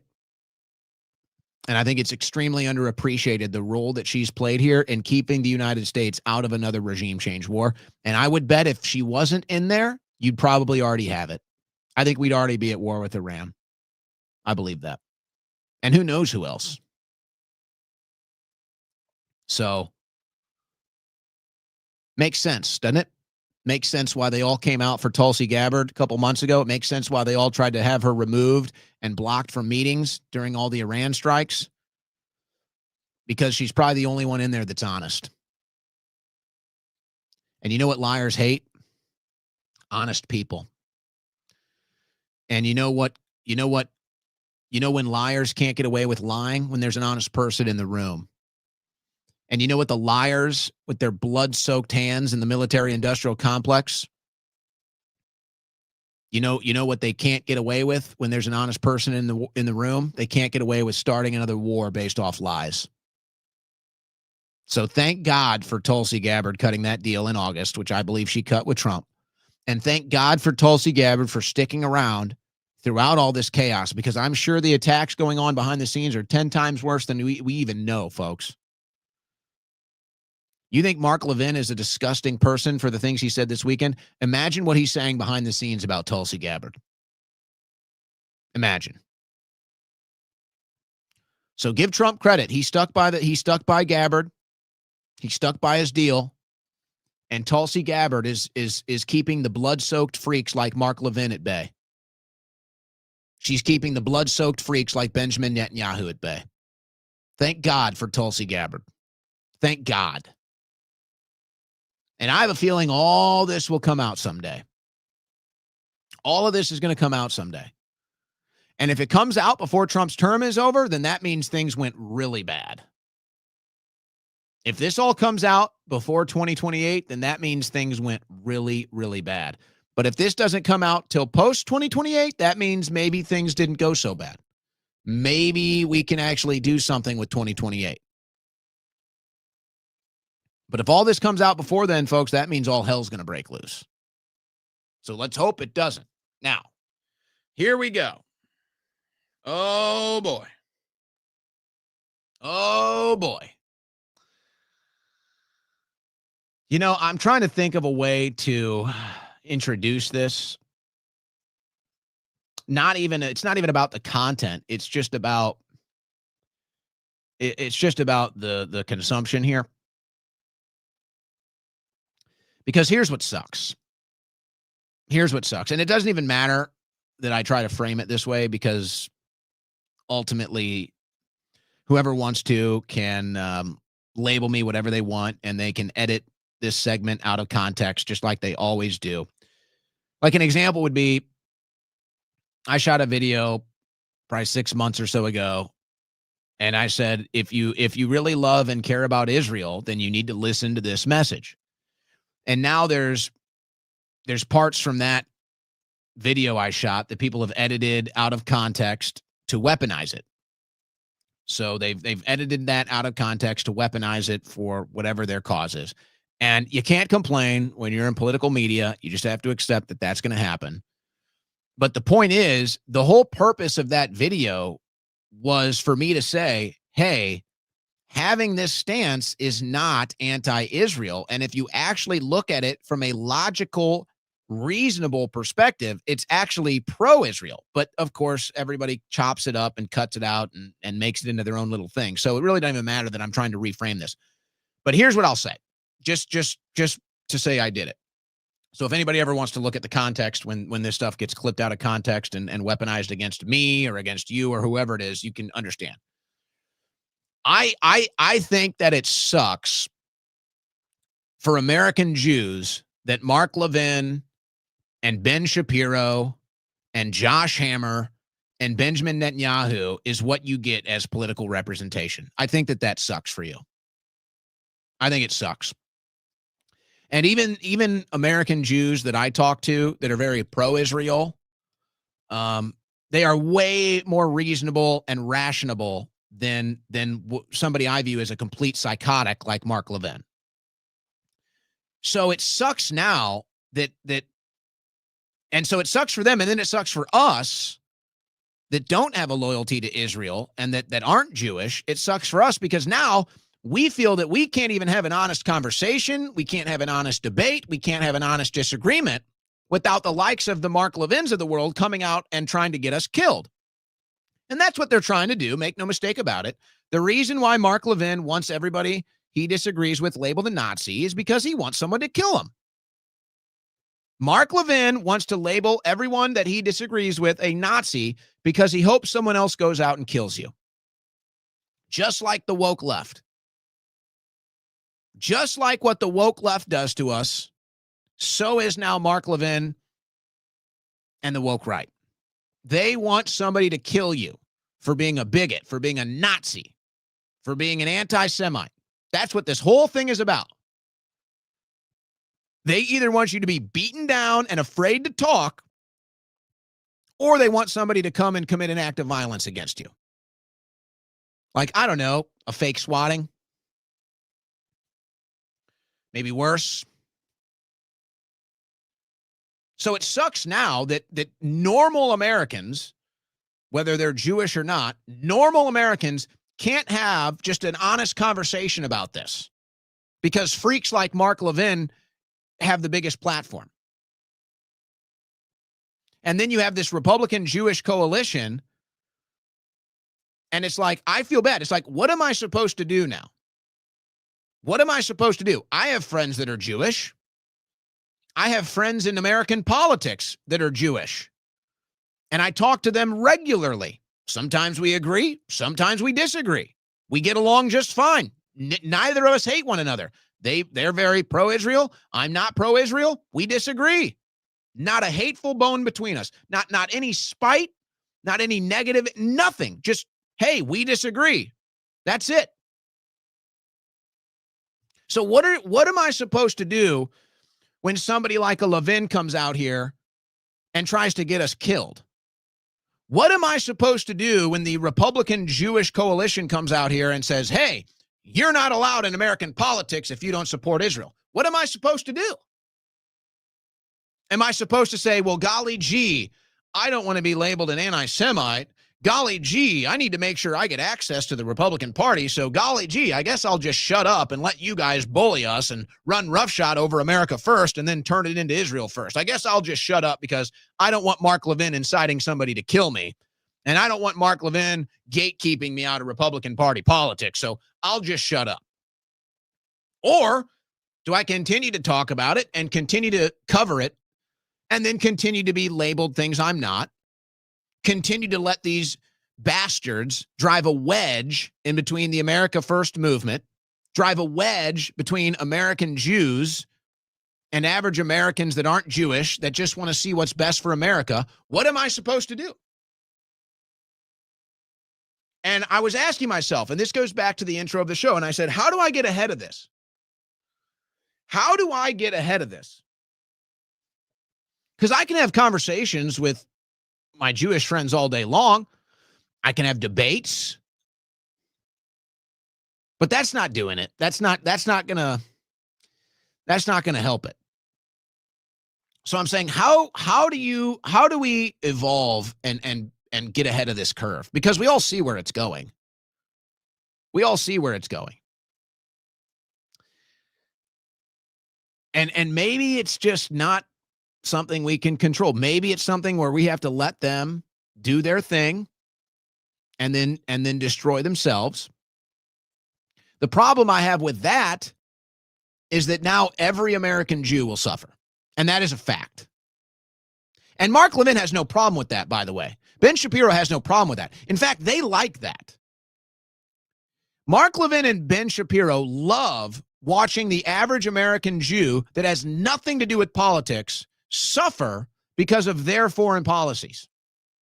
They love it. You know why they love it? Because then they get to come out and pretend like they're standing up for the American Jew.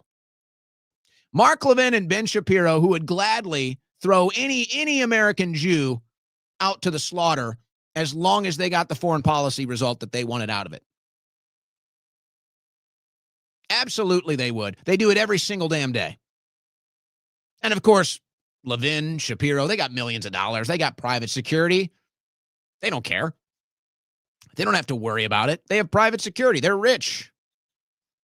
They don't have to deal with going to a synagogue without security. They don't have to worry about going to school. They're rich. And then they get to project what happens to them onto somebody else, even though it's their fault. So it's like, what do I do? What do I do? It's a no-win situation. So I can let them crash out.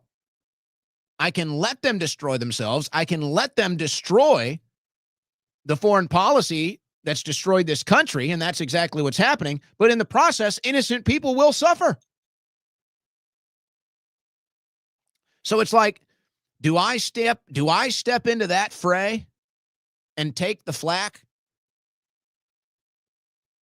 knowing that it's not going to get anything for me, knowing that it's just going to hurt me? And the answer to that question has been yes, that's exactly what I have been doing. But how do we get ahead of it now? How do we get ahead of where this is going? Because everybody sees where it's going. But let me just stop ranting and raving. So this is Mark Levin. Now listen to this. Tell me that this doesn't sound like woke right. Mark Levin, the Republican Jewish Coalition this weekend. Woke right extraordinaire, Mark Levin. For 6 months, I've been fighting these bastards, whether it's Tucker Carlson or whether it's Nick Fuentes. First of all, you haven't been fighting anybody. You're a fat slob that hides in a basement. Okay? You don't fight anybody. And I've been looking. I've literally never seen you in the streets. I've seen Tucker Carlson in the streets. I've seen Nick Fuentes in the streets. I've literally never seen you in the streets. You wouldn't bust a grape in a food fight. Over my shoulder looking for help. And you know what I found? Nothing. Nothing. That's right. Because nobody likes you. We're here today to do something about this. What do you mean we don't cancel people? We canceled David Duke. Donald Trump canceled David Duke. We canceled Patriot. You tried to cancel Donald Trump. So this whole cancel thing, this is you. Again, this is you. This is amazing. Mark Levin admits he's woke right. Mark Levin admits he's behind cancel culture. Cannon. We canceled the John Birch Society. We canceled Joseph Sobran. We canceled pornography on TV. We cancel stuff. By the way, who's we? Who's we? All the damn time.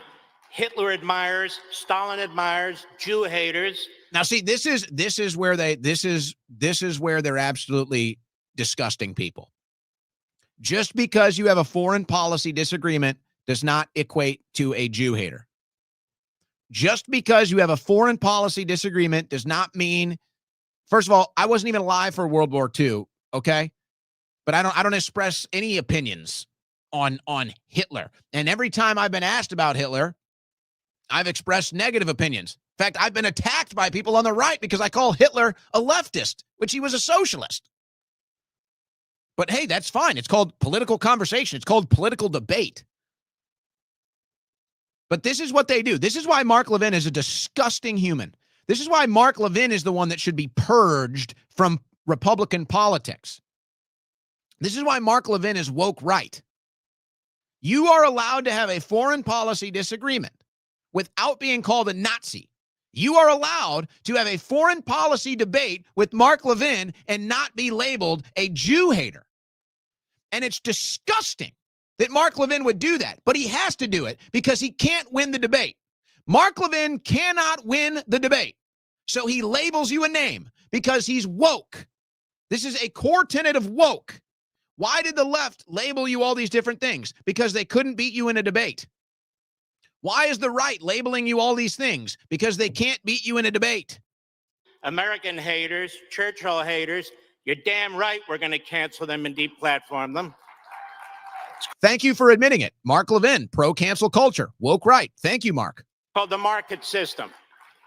They don't have a lifetime job like a bureaucrat who we're going to protect. And now he says we're going to protect bureaucrats? Now he wants to protect bureaucrats? That's the most offensive thing that he said.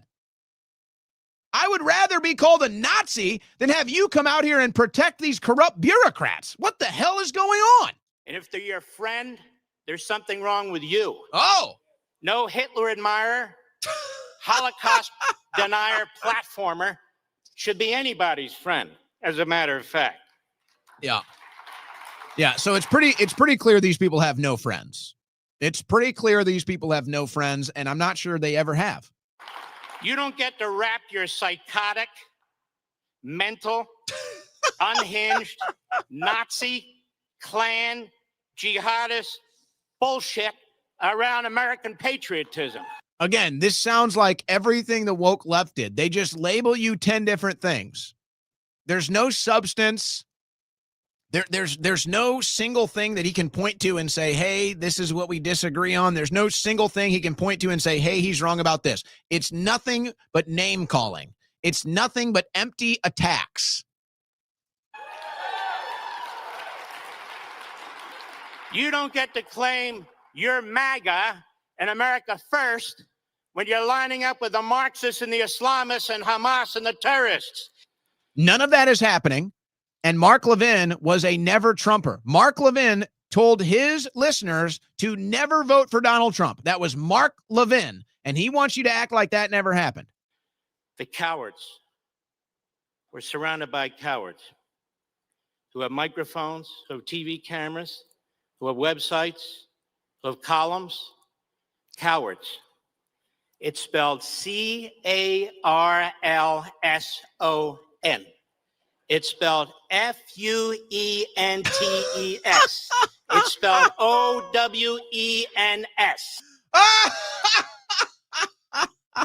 You are losing so badly, bro. You are so desperate. You are such a sad, pathetic little man. You are an anti-American slimeball and sleazeball. And you know what? I'll just say it like this. I am against everything Mark Levin stands for because I care about Jews so much.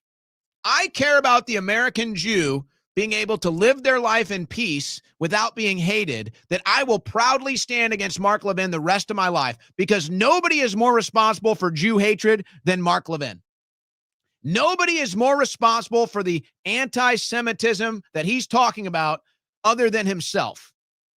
So I will stand with my American Jewish friends that aren't psychotic, blood-drenched, lying sleazebags like Mark Levin, which, by the way, is 99% of them. 99% of American Jews are not warmongering political whores like Mark Levin. But Mark Levin wants you to think that every American Jew is like him so that you'll hate them, and then he gets to cry anti-Semitism. It's all by design. This is a diabolical, sick bastard. Do you understand what we're doing? Mark Levin is a diabolical, sick bastard. And he is putting American Jews on the chopping block. He is very intentionally trying to foment Jew hatred so that he can cry anti-Semitism. He is a sick, diabolical man. He is demonic. It's spelled B-A-N-N-O-N. It's spelled Marjorie Trader Green. You can figure that out yourself. Oh, Marjorie Trader Green. And what exactly or who exactly is Marjorie Trader Green a traitor to, Mark? A foreign country? Because that doesn't make her a traitor at all, does it? That makes you a traitor. Doesn't it, Mark? That makes you the traitor. Marjorie Taylor Greene is loyal to America. You're loyal to Israel. That makes you the traitor, Mark. And they're not alone. Notice how quiet the room is for this too. He's not getting a loud round of applause. I'm telling you, folks, this is a diabolical sick man. It's a diabolical sick man. And the sooner the American Jewish community rebukes him, and the sooner the American Jewish community kicks this guy out and says he does not represent us, he is a warmonger, he is a political whore, the sooner the healing will begin. Mark Levin knows exactly what he's doing. The sooner the American Jewish people say we reject this war whore, the sooner we can maybe mend these relations. How are we going to attack the Mondamis and the Talibs and the Omars and the Sanders and the rest of them when in our own house this poison is spreading? We've got to take care of business. We can fight the enemy on the other side. But the problem is, the more daunting problem, the more complicated problem is when they're in our house. He just called you an enemy. Mark Levin just called you, the American people, an enemy. Did you hear that loud and clear? I want you to hear that loud and clear. Mark Levin just declared you, the American, an enemy. Now, why is that? Why would Mark Levin stand up there and say you're an enemy if you don't support a foreign nation? Because that's exactly what he's saying. Who is Mark Levin talking to? Who is Mark Levin talking for? So according to Mark Levin, if you don't support Israel, you're a traitor. And according to Mark Levin, if you don't support Israel, you're an enemy.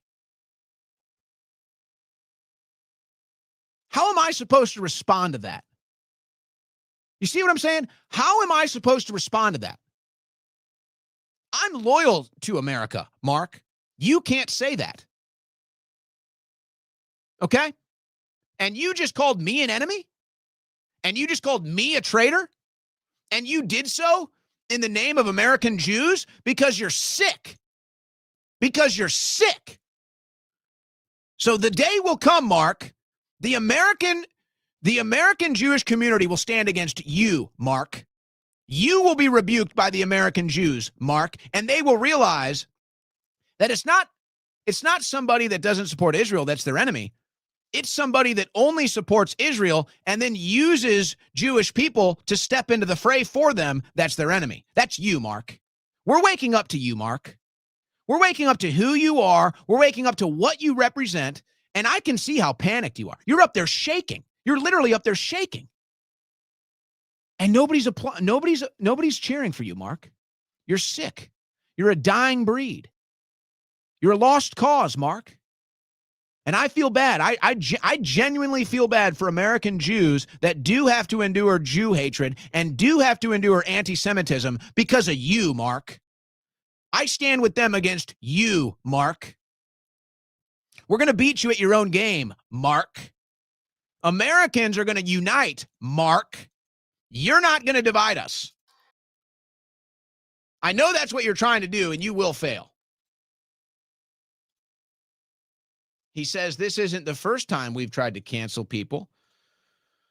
ADL ran an extensive multidimensional counterintelligence operation to destroy the John Birch Society. Wonder if Mark Levin was a part of that. And do you remember when they did the same thing to Pat Buchanan?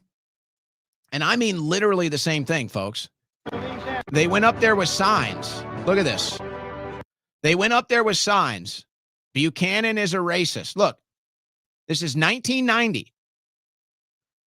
This is 1990 against Pat Buchanan. Buchanan is racist. Is that Mark Levin right there? Is that Ben Shapiro right there? Now it's the same thing. Tucker is not MAGA. It's the same thing. It's the exact same thing.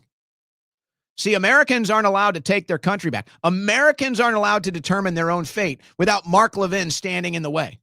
Without Mark Levin saying, not so fast. Without Ben Shapiro saying, Without Ben Shapiro saying, the only reason America exists is to support Israel. Same trick 25 years later. Actually, I guess 35 years later now. Same exact trick. Americans stand up for their own cause. Americans stand up for the American cause. And here comes Mark Levin and the ADL to say, not so fast. You know, they were also handing out this sign. Tucker is not MAGA. No kidding. No kidding, Tucker's not MAGA. Isn't that why you hate him so much? Isn't that why you hate all of us so much? Because we're not MAGA? If Israel is your cause, fine. You're a free person. You can choose whatever cause you want. And we can have political debates and discussions. But isn't this the entire purpose of your event? Is that Americans are MAGA and not MAGA, and you're pissed about it? Isn't this the entire reason why you're trying to destroy Tucker Carlson's career? Because he's not MAGA? God forbid that Make America Great Again actually exists. God forbid. It's inevitable. Not only does it exist, it's inevitable. Man, I went a little long here. I've got a lot more on this. Too much. honestly. Maybe it's probably good I stop for now. Yeah, maybe we can revisit this because we do have the first guest of the show coming up in the next hour, and I need to get him connected because we don't really do guests here. In case you haven't noticed, I don't really do guests. But there was one guest that I said I had to get on out of tradition and because he's just one of the all-time greats. And that is Roger Stone. Roger Stone, ladies and gentlemen, is going to be coming up in a very short period of time here. Okay, so just stay tuned for Roger. Before we do that, though, look, I got to tell you something, folks. I got to tell you, the whole thing has changed. The whole game has changed for me. And I've got my Blackout Coffee mug here, as you can see, because the whole game has changed for me. And I have no problem admitting it. But the whole game for me has changed because I am now obsessed with the instant coffee. And I'm sitting at my car. I was running around town Saturday. And I'm sitting in my car, and I got my coffee there, and it was like I had to get up and go. So I didn't have time to wait on a pot of coffee. So I was like, oh, what am I doing? I got my instant coffee. If I could make you an offer right now and say, would you like a cup of coffee? Say, well, yeah, I'd love a cup of coffee. Would you like that cup of coffee to taste great? I would love that cup of coffee to taste great. Say, would you like that cup of coffee instantly? Yes, I would love a cup of coffee that tastes great instantly. That's the greatest sales pitch I've ever heard. So we've done it. Premium instant coffee. Blackoutcoffee.com. This is my thing now, folks. This is my thing now. I am obsessed with it. It's 5 minutes before air. I go downstairs. I put the instant coffee mix in my Blackout Coffee mug here. Put the hot water in it, and I'm done. I've got a premium cup of great tasting coffee in like 60 seconds, maybe. I mean, if that's not instant, I don't know what is. That's about as instant as it gets. I had to get up early this morning. Didn't have time. I didn't want to sit around. I didn't want to make a pot of coffee. Didn't want to deal with it. Boom, instant coffee in the car, 60 seconds. It's the greatest thing ever. It's literally, I mean, instant coffee, come on. I want a cup of coffee. I want a cup of coffee, and I want it instantly. Go to blackoutcoffee.com. We got you. It's a cup of coffee that tastes great instantly. You can't beat that deal. You can't beat it. Now, look, Blackout Coffee has the best coffee out there. And right now, you know, the holiday seasons, they got the flavors. They got the flavors for you. They've got the candy cane. They've got the winter wonderland. They got the peppermint mocha. They got the eggnog with the single serve pods. So you can get all your seasonal, tastes in. Of course, they have all of the classics as well, including my favorite dark roast, the Pitch Black Espresso, also comes in single serve pods. All of it happening right now at blackoutcoffee.com. Blackoutcoffee.com/Owen. Coupon code Owen, 20% off your first order. Folks, take advantage. Take advantage of 20% off your first order, all right? You can't go wrong with that. At least give it a shot. They want you to give it a shot because they know it'll be your favorite coffee if you give it a shot. So, blackoutcoffee.com/Owen. But just know this. Do you want a good tasting cup of coffee instantly? And if the answer is yes, you got to try it. The instant coffee from Blackout Coffee. I'm telling you, it's the best. It's just my go-to now. So I can't help but tell you how great it is.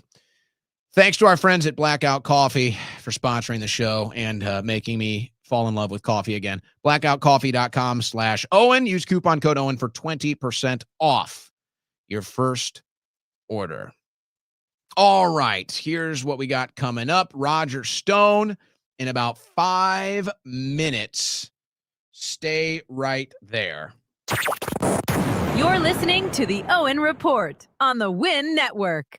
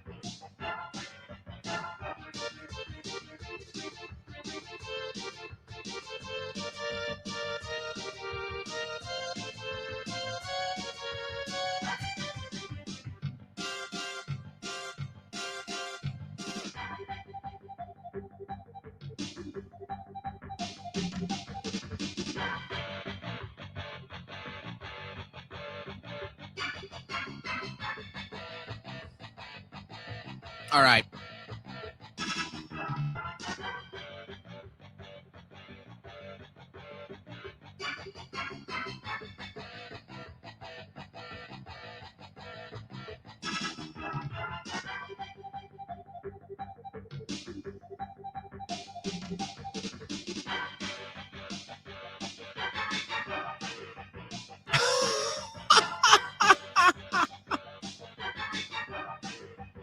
Come on, man.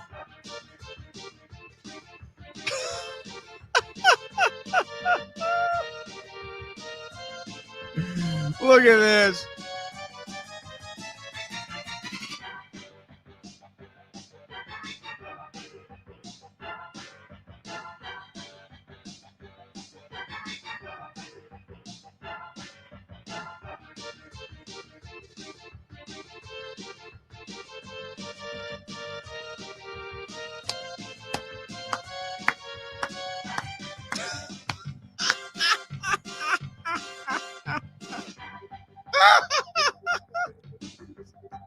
I mean, come on, man.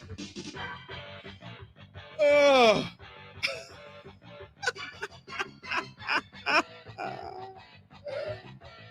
Oh. Woo! All right. Honestly, the whole thing is so misunderstood. And, it's really unfortunate because there are some, let's say, pretty famous people. That they don't necessarily follow my show day to day, but they know who I am. And they used to follow me on X. And then somebody got in their ear and told them not to do that because I'm a Jew hater. And I noticed that they didn't follow me on X anymore. And, I just reached out. Didn't even bring it up. I just reached out. And then eventually, got the information I was looking for. And it turns out, yeah, there are people that are going around. And if they find out that you follow me and you're a famous or influential person, there are people that go around and they reach out and they tell you not to because I'm a Jew hater, which of course is not true at all. But they told me that's what went down. So, that's what they do. So it's like, what are you going to do? You can't. I can't censor myself. Not when they're trying to censor me. Not when I'm already trying to be censored. I can't censor myself. So they just go around and lie about me. No surprise.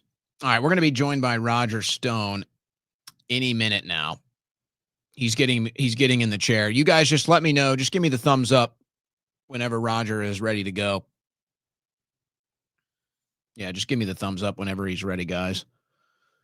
In the meantime, okay, Roger is ready, actually. No more in the meantime. Let's just go with the all-time great Roger Stone. Now, Roger, I don't do guests on my show. I don't do guests, but Roger is not a guest. Roger he's like family to me. He's a legend. And I said, if I'm going to do a guest or if I'm going to have a first guest, it's got to be Roger Stone, especially considering everything we've been through, Roger. So you are the first guest of the Owen Report. And maybe the last. Look, we'll just call this the War Room Revival Tour because we were seatmates at an epic time in American history, 2016, the rise of Donald J. Trump, when the pundits and the experts and the elites all said that he could not possibly be nominated. And then, of course, they said he could not possibly be elected. So we were witnesses to history in that important period. Very proud of the work that we did on the War Room. We broke a lot of important stories.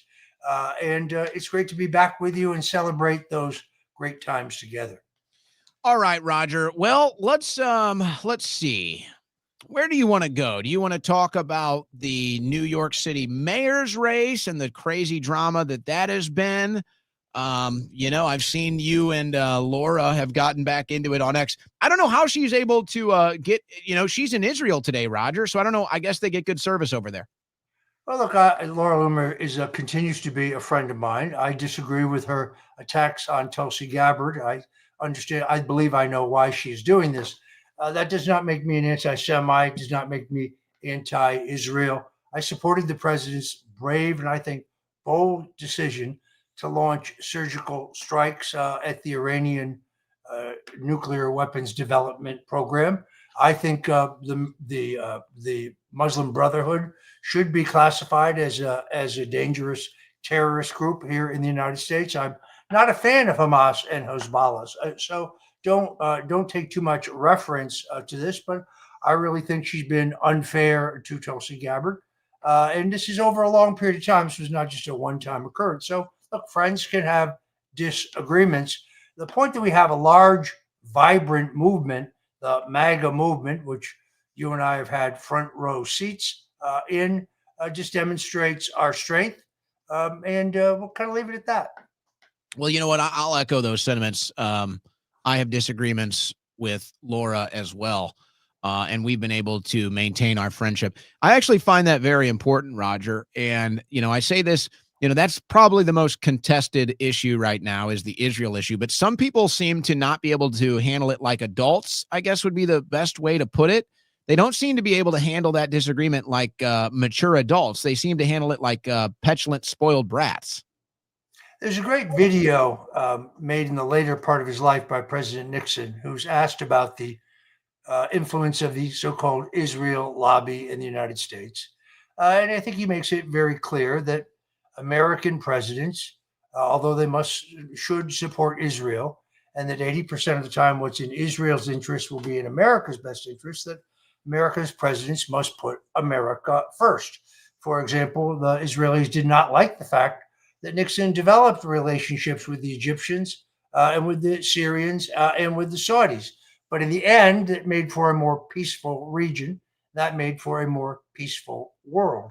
So what I don't like is people using guilt by association, say, well, you're friends with so-and-so, and therefore you must agree with them on everything. No, I don't even agree with my wife on everything. In fact, I probably disagree with her on many things. But just take my views, the things that I've written, the things I've said. I'm responsible for them. I'm not responsible for the views of other people. They're free, unless Joe Biden and Barack Obama are controlling social media. They're free to say what they want. Yeah, and I wish we could be able, it's like we need to be able to have very passionate debate, very passionate disagreements, and still move forward amicably, break bread and shake hands. But it seems like, especially after this weekend, with some of the rhetoric coming out of Levin's mouth, it seems like some people aren't interested in that. I have no problem having a disagreement with you, even passionately, vehemently disagreeing and still shaking your hand and saying, hey, look, I don't hate you. I don't think you're a bad person. I disagree with this thing. But it seems like the line was drawn this weekend, Roger. Can we move forward amicably over foreign policy, or is this right-wing split now something that's going to have to be managed or dealt with in the midterms? I think it remains to be seen. Look, Mark Levin was very articulate in the opposition of the attempts to destroy me by the Justice Department. He was a strong supporter of justice in my case, and I'm very grateful for that. Doesn't mean that we agree on everything. We just agree on a number of things. But as a movement, I just keep reminding people, what would things be like right now if Kamala Harris was president? Think about that just for one moment. Trump is clearly in his element. If you saw him at Mar-a-Lago this weekend, look at that big grin on his face. Were you there?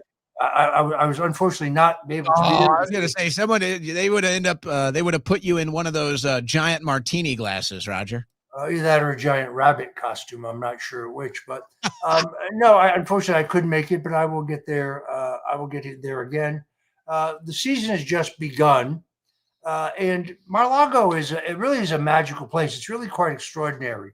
I walked through it with him when he was thinking about buying it decades ago. Wow. And it had been the home of Meriwether Post, who was a very famous socialite. Her family owned Post cereals, Post Toasties, you may remember those. And she was a grande dame of society. She built that place for entertaining. Her daughter, Dina Merrill, a very famous actress, grew up there as a child. But when Meriwether Post passed, she left the property to the federal government, which essentially just boarded it up. And it remained boarded up for 15 years. There was a period in which President Nixon and his best friend, Bibi Rebozo, flew over by helicopter. You can see the records on this, to contemplate whether they might use it as a Southern White House. But Nixon, I think, correctly determined that it didn't kind of fit his everyman working class image. It was much too opulent for his style. And Donald Trump ended up buying it for a mere $10 million. It was outrageous when a New York court put a value on it of $18 million, which is a joke. Actually, I think it would be impossible to appraise a value since it is completely and totally non-replaceable. This has to be worth billions of dollars if it's worth a penny.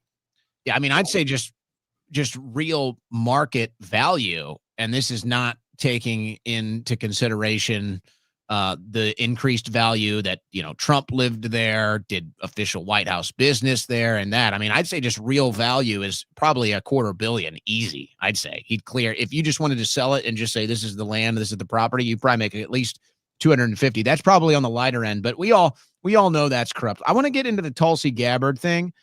I'm theorizing, I'd like to get your thoughts on this. I'm theorizing that, obviously there's a lot of long knives out when it comes to Gabbard. There's a lot of people that want her out of there. There's a lot of people that are trying to, keep her out of certain conversations and certain meetings. I theorize that in August of 2024, Donald Trump and Tulsi Gabbard cut a deal where Gabbard said, I'll come out and I will endorse you. I'll do it in Detroit. I'll do it in Michigan, but you're going to give me a role on the intelligence committee so that I can oversee intelligence and the issues that I have. I can kind of have some say over it. Now, she doesn't have any policy. I mean, you could argue theoretically she has policy, let's say sway based off intelligence reports, but she's not there for policy. She's just there to oversee intelligence. I think Trump cut a deal with Gabbard saying, all right, I'll put you as DNI. You endorse me in Michigan. And so that's why all these people trying to get Gabbard out of there, they've been unsuccessful, because I think Trump cut a deal and he's told them, hey, she's not going anywhere. I cut a deal with her. She's here for good. I don't think there ever was any advanced deal, as you put it. I think there may have been an informal understanding that she would have a major role in his administration. She certainly has fulfilled that role. I mean, the previous director of national intelligence, who's now the head of the CIA, Mr. Ratcliffe, could have declassified all of the Russian collusion documents during Donald Trump's first term. He did not do so. He's done some great work more recently, exposing John Brennan, the Islamic convert, communist serial liar, who is the progenitor of the Russian collusion hoax. But Tulsi Gabbard now examining the integrity and reliability of the voting machines. This has to have some people very, very nervous. I think she's done an extraordinary job. She's incredibly loyal to the president. But in the end, I think she ended up in exactly the right position where she's dealing with vitally important issues. One of the biggest pieces of crap I've ever seen was this New York Times story a couple of weeks ago, who said that the prosecution of John Brennan was being delayed and perhaps derailed because Tulsi Gabbard fired 37 bureaucrats who were leaking, great deep staters in the national security apparatus. Now, that is complete and total horse shit. If one of those people, whether they're currently a federal employee or a former federal employee, or whether they have a security clearance or whether their security clearance has been lifted, if they have material knowledge regarding the misdeeds of John Brennan, they can be subpoenaed to testify for the grand jury, for a trial, and so on. So that was a head fake, courtesy of the New York Times, completely and totally wrong. All right, this is a little heavy one here, Roger. And if anybody has access to this part of Trump's head, because I think there's Donald Trump, the politician. I think there's Donald Trump, the family man. And then I think there's Donald Trump, the friend, or just maybe just the man. when it comes to, let's say, dealing with the deep state arrests, the people that committed crimes against him, how much space does that occupy in his head, or how much desire do you think President Trump has to actually see these people face justice? One of the most laughable things I've seen, Owen, is this constant refrain in the New York Times and the Washington Post and Reuters and MSNBC and CNN and so on, that Trump is on a rampage of revenge and retaliation. No, all Trump wants is those who violated the law and the Constitution be held accountable and have justice in their cases. These people, I think we have collective amnesia. Trump is weaponizing the criminal justice. Please give me a break. You are the people who criminalize the criminal justice system. You did it to Owen Schroyer. You did it to me. You did it to Alex Jones. You did it to General Flynn. You did it to Donald Trump. These are the most corrupt group of people in American political history. And they pulled off the greatest single dirty trick in American history, which was an abuse of power in which they used the full authority of the U.S. government to try to remove a duly elected president.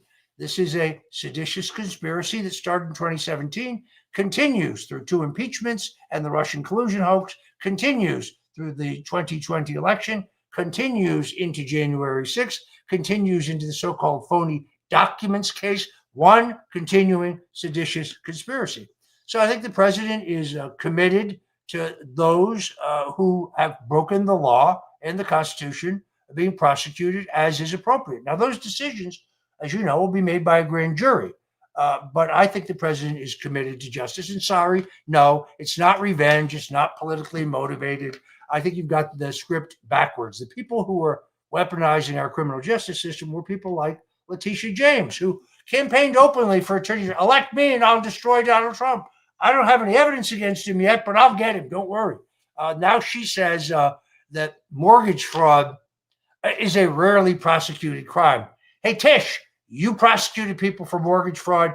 You prosecuted people for the exact crime that you right now are charged with. So I hate to remind you this, but no one is above the law. Well, I get the feeling, though, Trump knows, and it's just true. He's the president, and there's only so much that he can really do. He doesn't want it to look like that, even though it's not revenge, it's justice.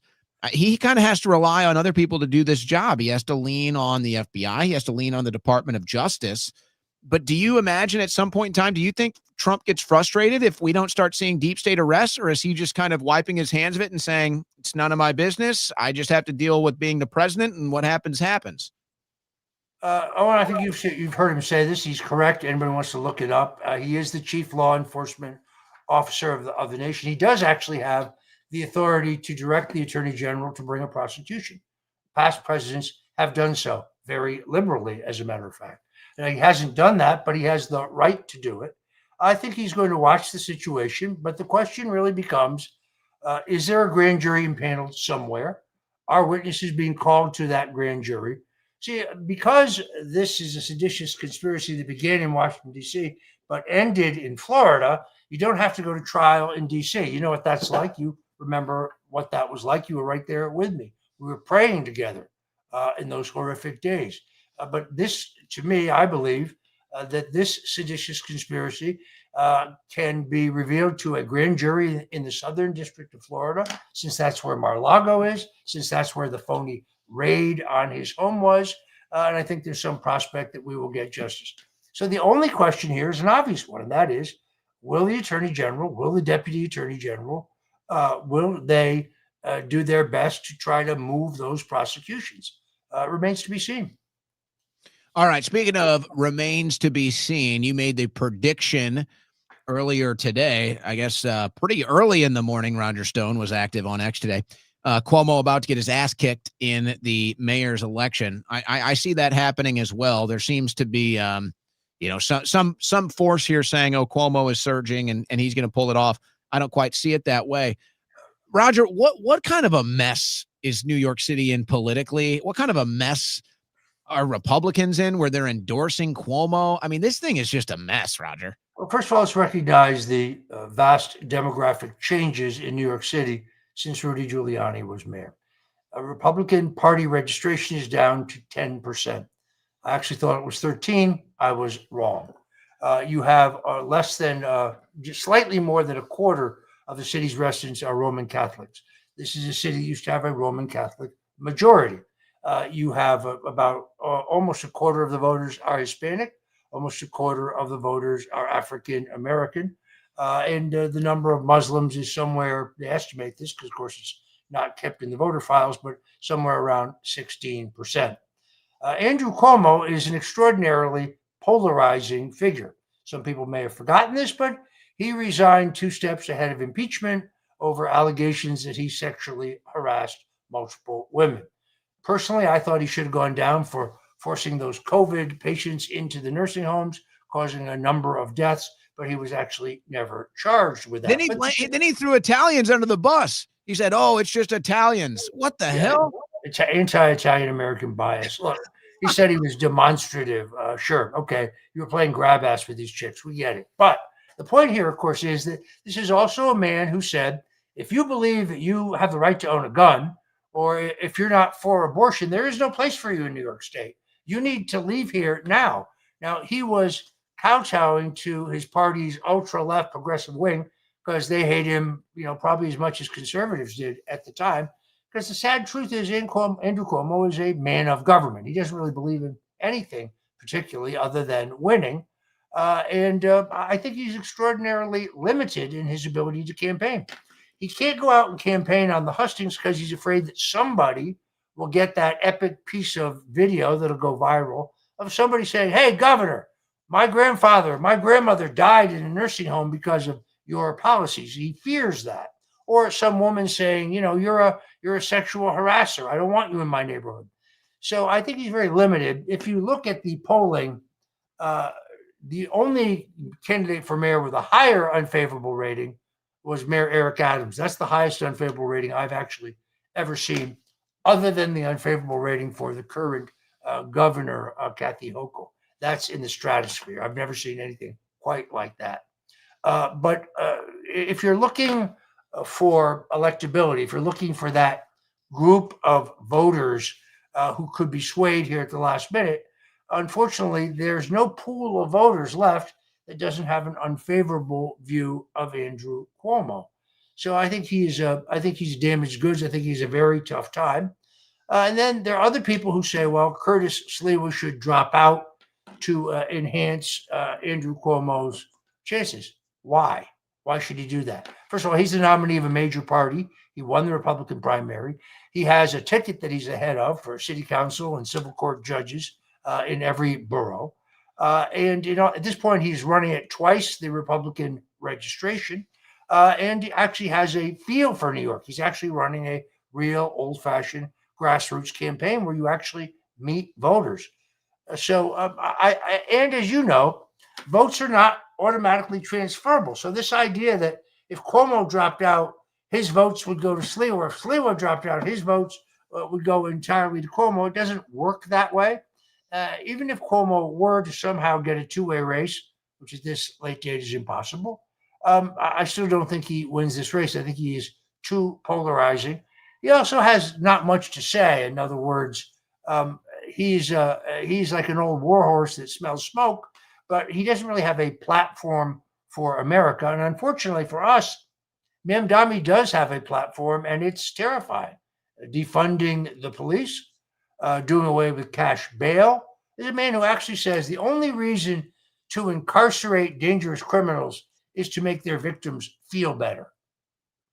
Also a guy who says he's going to pay for all of his given away for free programs by raising taxes on white people. Yeah. He said it. I didn't. So that's kind of the state of play. With these demographic changes, I think Mamdani wins fairly easily.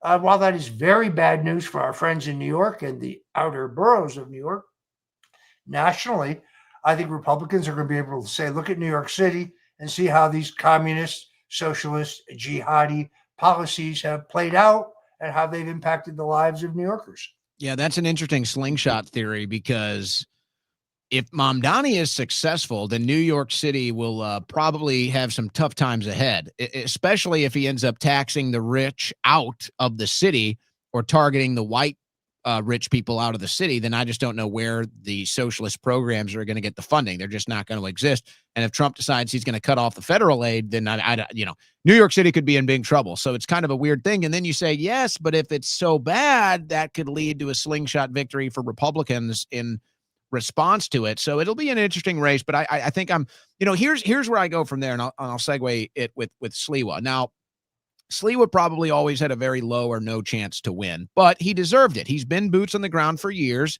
He won the Republican nomination. He deserves to finish this race. He deserves to get in there and finish it. But, what is the deal with the GOP? What is the deal with Republicans? Roger, it seems like they only show up for big elections. I'm here in Texas. We have a vote in Texas today. Huge issues. I mean, major proposition issues. We're talking about issues that affect everybody in Texas, specifically with taxes. And there's proposals on a ballot today to either raise or lower taxes. The GOP is silent, Roger. It's like the only reason I even know about this is because I follow the local news. If I didn't follow local news, I wouldn't even know that there was a vote coming up with these issues on the ballot. Is it like this thing with the GOP where everybody just kind of goes away when there's local elections or elections that aren't, right in the normal cycle? It seems like the GOP has a big oversight issue here. There is at this point in the country a much greater intensity among Democrats than Republicans. Republicans, many of them feel, well, we elected Donald Trump. All of our problems are now solved. Whereas Democrats, are motivated by their Trump derangement syndrome and their absolute hatred for Donald Trump. So they're more likely to turn out. But I do think a couple things. First of all, we very definitely in the hunt in New Jersey and Virginia, both races that were thought to be impossible a couple months ago. They're not impossible. I still think we're the underdog in both, but I think it is entirely possible that we could win both and perhaps even one of the two, but perhaps both of them. Secondarily, there is another manifestation here, and that is if New York City is taken over by Mamdani, and he is the disaster that we think he is, I think this will redound to the benefit of Elise Stefanik, who at this point, if she wants the Republican nomination for governor, I think she can easily win it. Recent Emerson College poll only had her down 5 points, which is extraordinary in a blue state like New York.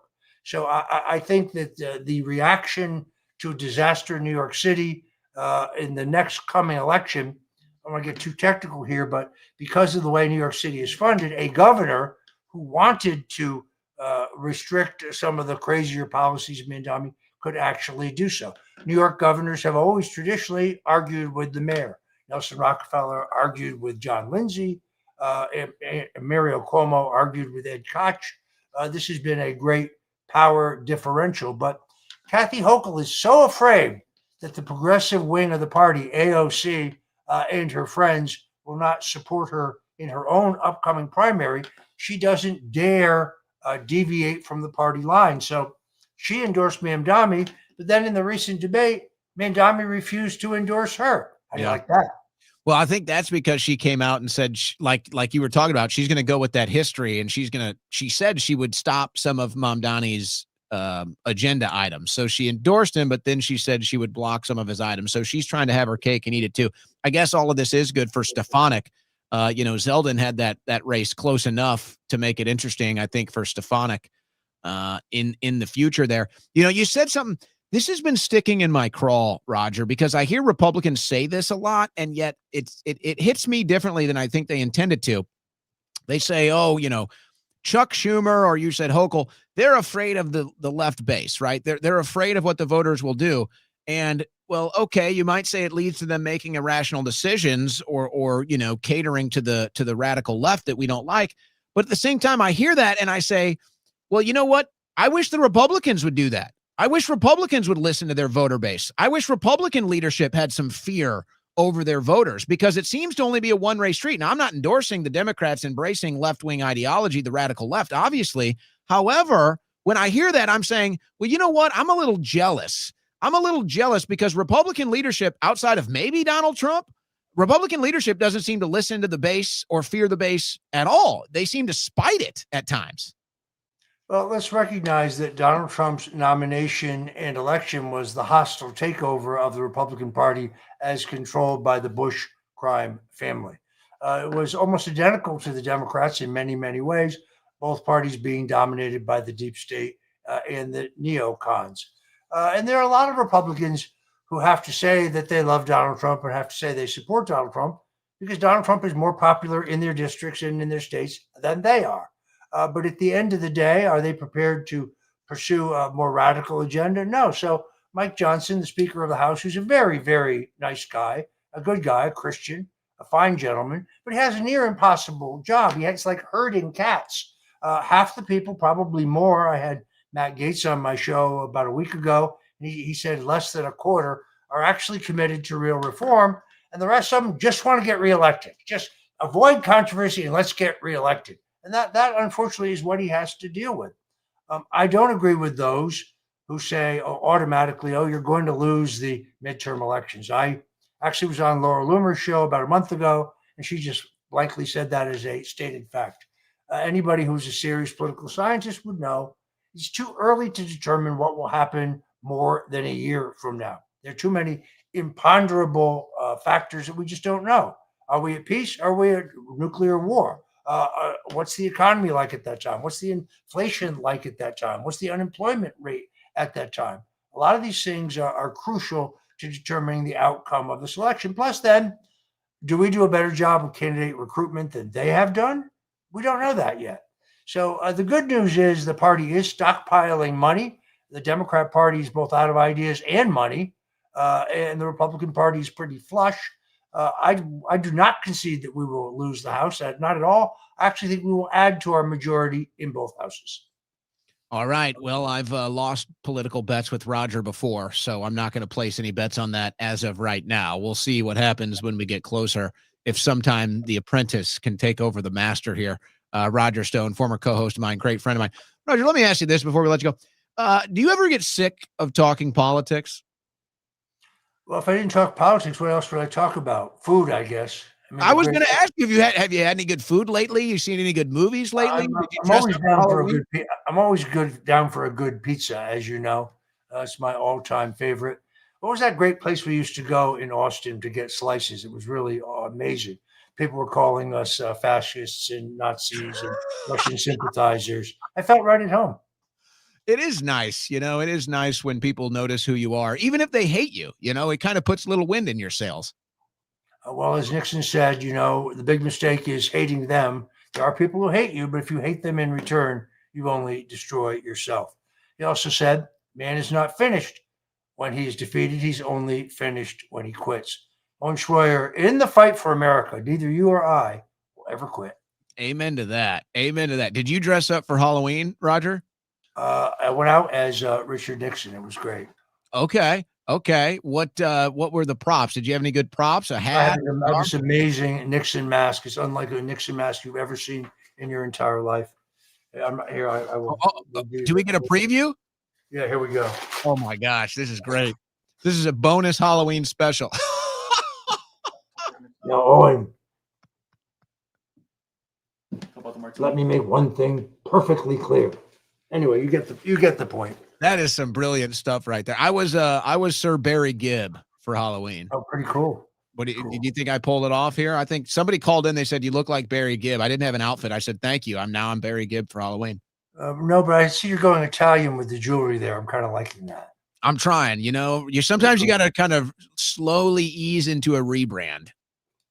Is that what that is? When you go independent? No, not really. I've always been this way. I just ditched the suit and tie, which you would probably not approve of, actually. If I would have asked you about that, you'd tell me not to do that. It says here, Cuomo reportedly surging with New York City voters. I think that's fake news. Yeah, I agree. I'm seeing those headlines, too. I'm not seeing it. What do you think? But you know how it goes, Roger. That's either somebody trying to stop you from voting or what?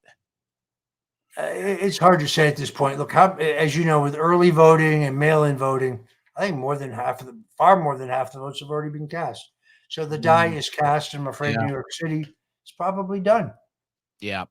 I'd say it's a pretty solid bet at this point that Mom Donnie wins. I already won some bets on that, so I noticed that you wouldn't bet against me on that. Others did. I'm about to cash in on those here pretty soon. Well, Roger, before I let you go, what else is on your radar right now? What's coming up on the Roger Stone Show?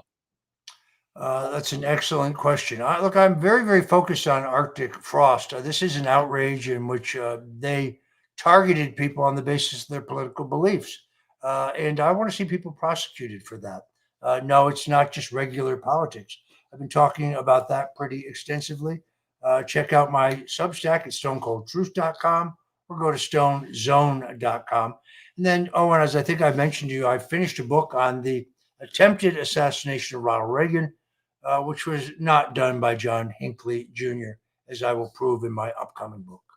Wow. Very heavy time to be writing about assassinations and patsies. I'll just leave it at that. And Roger has written multiple books when it comes to JFK, and now as well as the former president that he just mentioned, who I think a lot of people compare Trump to when they look at the GOP and they look at the standard bearer.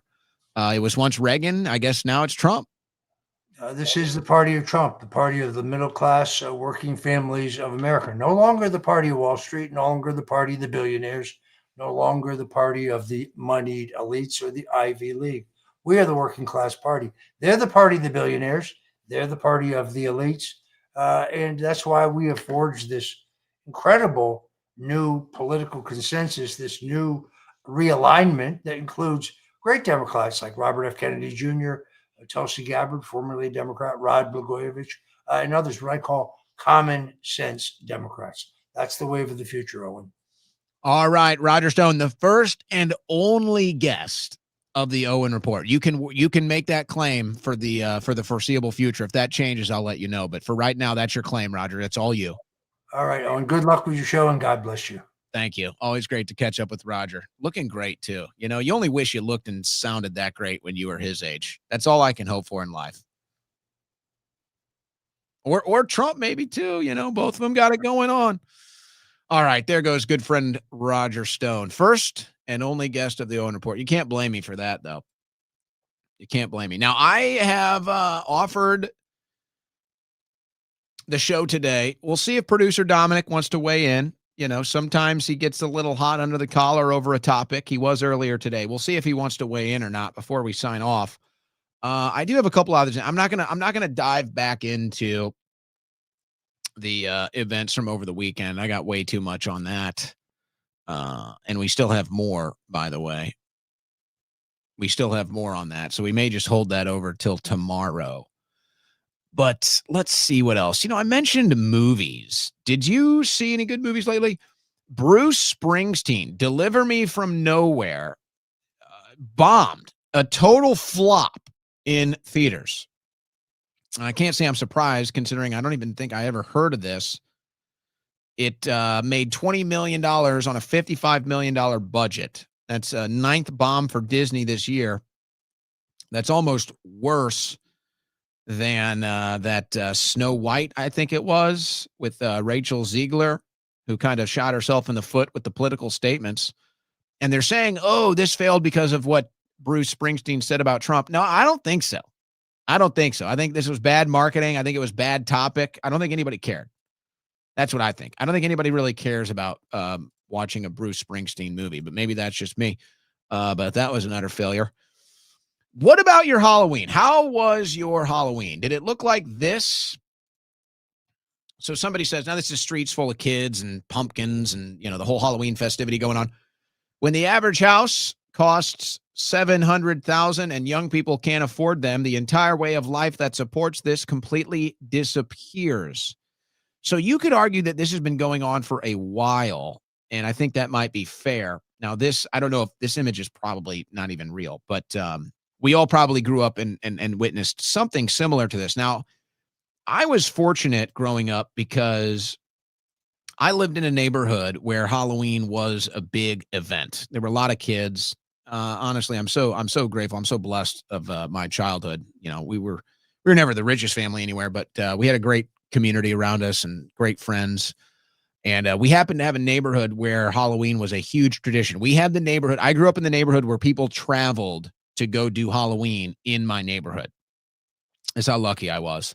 I don't know if they still do it. It's called Worson Woods in St. Louis, Missouri. Small little neighborhood called Worson Woods, but it was the destination for Halloween. People would travel from all over and go to St. Louis, go to Warson Woods, drop their kids off. It was huge. It was a huge event. Kids everywhere, football games, you name it, all kinds of gadgets and fun things, haunted houses. We did it all. So I was lucky enough to have that as a kid. It was probably a lot more common when I was a kid. I'm lucky enough now that I have friends and family that live in the destination neighborhood now here in Austin, Texas. There is a destination neighborhood here in Austin that is wild. I actually uploaded a video of one of the houses that's just this crazy Halloween display that they put on there. So I was lucky enough that I got a little bit of that here. But it's like, is that a dead thing? Is Halloween dead? Is trick-or-treating dead? I wonder. Am I just lucky that I still get to experience it because I grew up in a neighborhood that was big, and I just have friends and family in a neighborhood here in Austin where it's big and it's still a big destination thing? I wonder if trick-or-treating is still a big thing or not. Now, somebody made the argument that this is why it's dying. I'm not so sure I agree, but aside from that, this stat did kind of blow my mind. This is why Halloween doesn't feel as fun, why Thanksgiving isn't the same, and Christmas isn't like it used to be. So this is a graph, percentage of population under 18 in 1990 versus 2024. So in 1990, I would have counted on this graph. I would have been 1 year old. 26%, we're rounding up, 25.7% was under 18 in 1990. 21.5% is under 18 in 2024. Is that really that much of a difference? But I think more than anything, it just shows you how this generation is starting to come of age politically. And, we're starting to kind of grow up and take control of our own political identities. But is the nation actually getting older in some weird counterbalance? Are people not having enough kids? And it actually brings me back to the conversation from earlier. And it kind of brings me into this with Thomas Massey. And then we'll get a final statement. Producer Dominic joining us in studio here in a second. I know he's fired up about some stuff. So Thomas Massey, he gets married. He gets remarried over the weekend to this nice lady right here named Carolyn. Okay. And he's getting a lot of heat for this. Now, if you follow me, you know one thing I don't judge is your love life. I don't really get into that. I might get into it on the political issues with the LGBTQ plus indoctrination and stuff. But as far as who you love or why, or, more important, just people's own romantic decisions, I'm not interested. It's none of my business. To each their own. If you find happiness, however you do, that's a you thing, not a me thing. So I don't really judge that. And there's a lot of that goes on in the political world, not here. But with this Massey story, a lot of people were attacking him for getting remarried. Now, it's 16 months after his wife died, and so you could understand. But you know what? I got something else out of this. So let me just read what he said here. He talks about, okay, he gets married. They were legally married in Kentucky last month by the pastor of the church they've been attending several months. And then this weekend, they celebrated with close friends and family at a Christian wedding ceremony in Pennsylvania, where Carolyn, his wife, is from. Carolyn Grace Maffa and I first met professionally over a decade ago when she worked for Senator Rand Paul. As Senator Paul's AG policy staffer until 2016, Carolyn was a very early proponent and practitioner of making America healthy again. Let me put this on the screen. She even visited me and my late wife, Rhonda, on our grass-fed cattle farm several years ago. Carolyn has not previously been married. I have 4 adult children who are all married to wonderful people and 3 grandchildren from my blessed 31-year marriage to Rhonda, who I still miss every day. We will reside on the farm in Kentucky, where Carolyn recently helped me reestablish ducks and chickens to go with beef cattle. We plan to travel back and forth to D.C. and throughout Kentucky as my congressional responsibilities require. Talks about his wedding. They served raw milk. Okay, that's all good. And talks about their first date at the Library of Congress. Jim Jordan was there, Warren Davison, Rand Paul, Marjorie Taylor Greene, Victoria Spartz. So everybody seems to have a good time. Very nice support group there for Thomas Massey getting remarried. So I see all these people attacking him and saying, you know, how could you betray your late wife? And it's classless, yada, yada, yada. You can imagine the attacks. Now, I've never been married. And so obviously I don't know what it's like to lose somebody like that. And as I said, I don't really judge people's choices that they make in love or romance, right? To each their own. Okay, so you see people attacking this, and it's like, is it legit? Is it not? Well, I'm listening to this. I'm reading it totally differently. I'm reading this totally differently. And what I'm hearing is a very traditional type of relationship here. And I think that this is kind of part of the problem with modern day relationships. And it seems counterintuitive.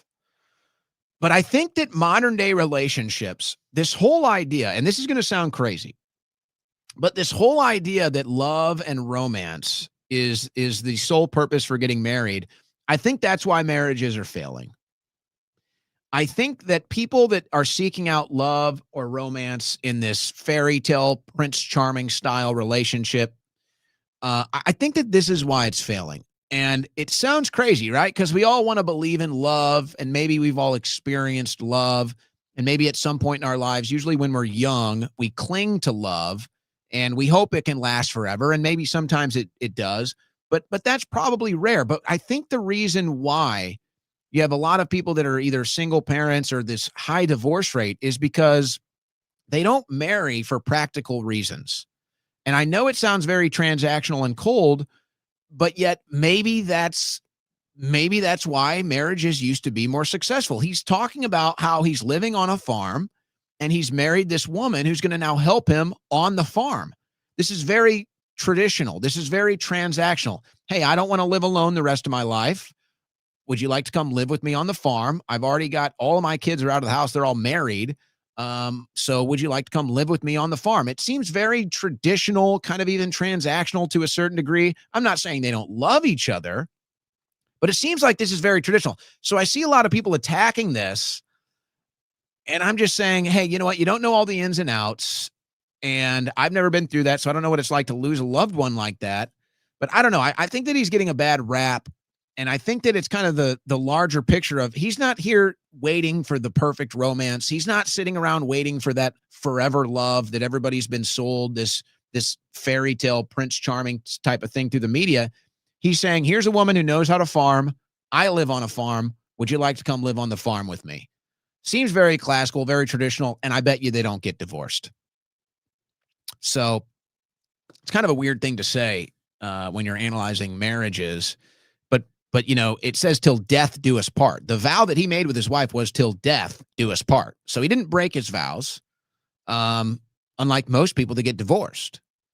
So I think he's getting an unfair rap on this deal. And I just can't help but wonder, it sounds insane to say this, but I can't help but wonder if people try to put way too much stock into romance and love when it comes to marriage, when maybe making more practical, traditional, classical decisions leading to that might be more beneficial long-term. Crazy to say, but can't help it. Couldn't help myself. Getting a little human psychology lesson before we sign off. All right. Producer Dominic is with us today. I've left you barely any time.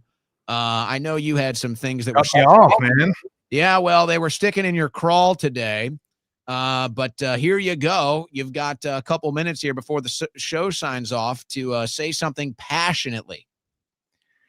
I mean, you basically covered most of the stuff that I was going to talk about, but I just wanted to bring to your attention, and I'm sure you're aware of it, just this intense social media, you know, I like to call it an influence campaign that we're seeing in response to Tucker and Nick Fuentes. I mean, for you to think, or for anyone to assume that this is some sort of organic reaction, I promise you that people do not post with that level of coordination and frequency unless somebody is in a group chat somewhere directing them, giving them clips. Like, for instance, Ben Shapiro, all the clips he put together today, believe me, the reason why he waited for a few days was because he was going for a coup d'etat, or, you know, he was basically trying to have the most, this most severe and organized criticism of Fuentes and Tucker Carlson as possible. And I just think that I think there's a lot of money behind this. I think there is a lot of pretty influential big players behind this. And I think it's interesting to see how it's playing out.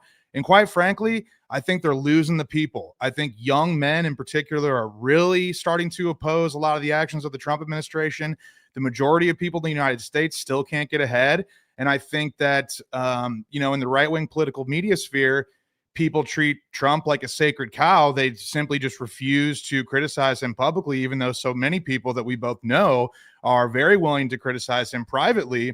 And I think that ultimately you're seeing the Republican Civil War officially has begun. Yeah, well, and that was kind of my takeaway from this weekend. That was them declaring war on anybody that won't support Israel. And I mean, it's crazy too. And I know you've been dealing with this because your own X account has been growing substantially in the last 12 months.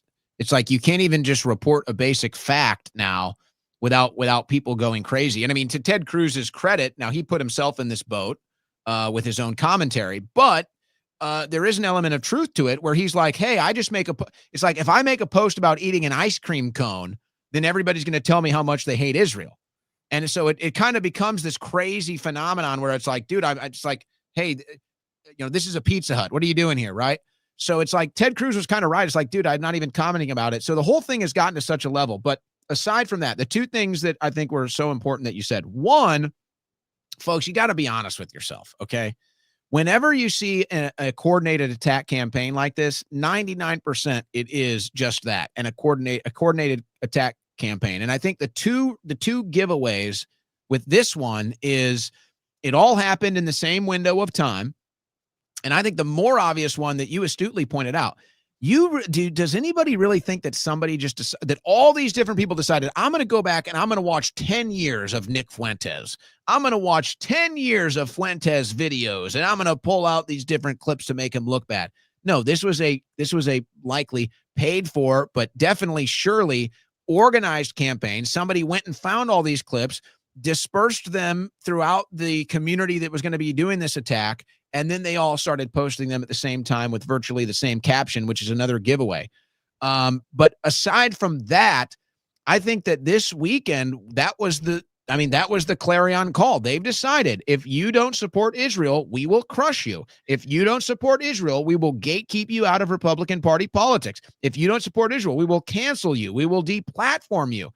Levin literally said that. So did others. So, I mean, they've laid the gauntlet down. They've laid the gauntlet down, and everybody saw it. It's like everybody saw that was the case, but you were called an anti-Semite or a Jew hater if you said it. Well, now they've said it. Now they've openly said it. And so I don't know. I mean, to me, the cat's out of the bag. I don't know how they put it back in there, and they're not going to win. They're not going to win on this deal. The numbers all show that support for Israel is a record low and only going one direction.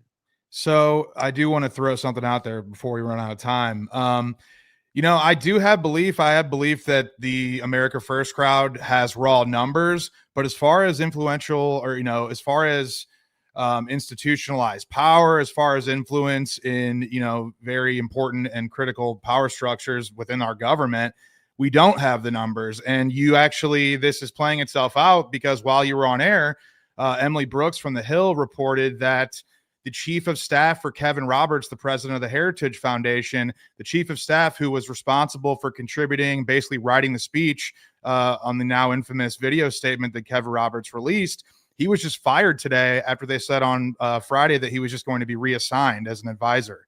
So ultimately, people are losing their jobs. Many calls have been made. Like you said, there is a highly curated list of videos going around, and there is most definitely some effort, some coordination going behind the scenes as far as this attempt to basically cancel Tucker Carlson, to further, villainize Nick Fuentes and all these other things that you're seeing. And I think that there's quite a bit of money that's exchanging hand, in order to make this happen. So it's interesting to see, this develop. And I hope America First wins, because the whole reason Donald Trump was initially elected was so that he could take down, in his own words, this influential cabal that is controlling the United States, that's not putting the interests of the common American person first.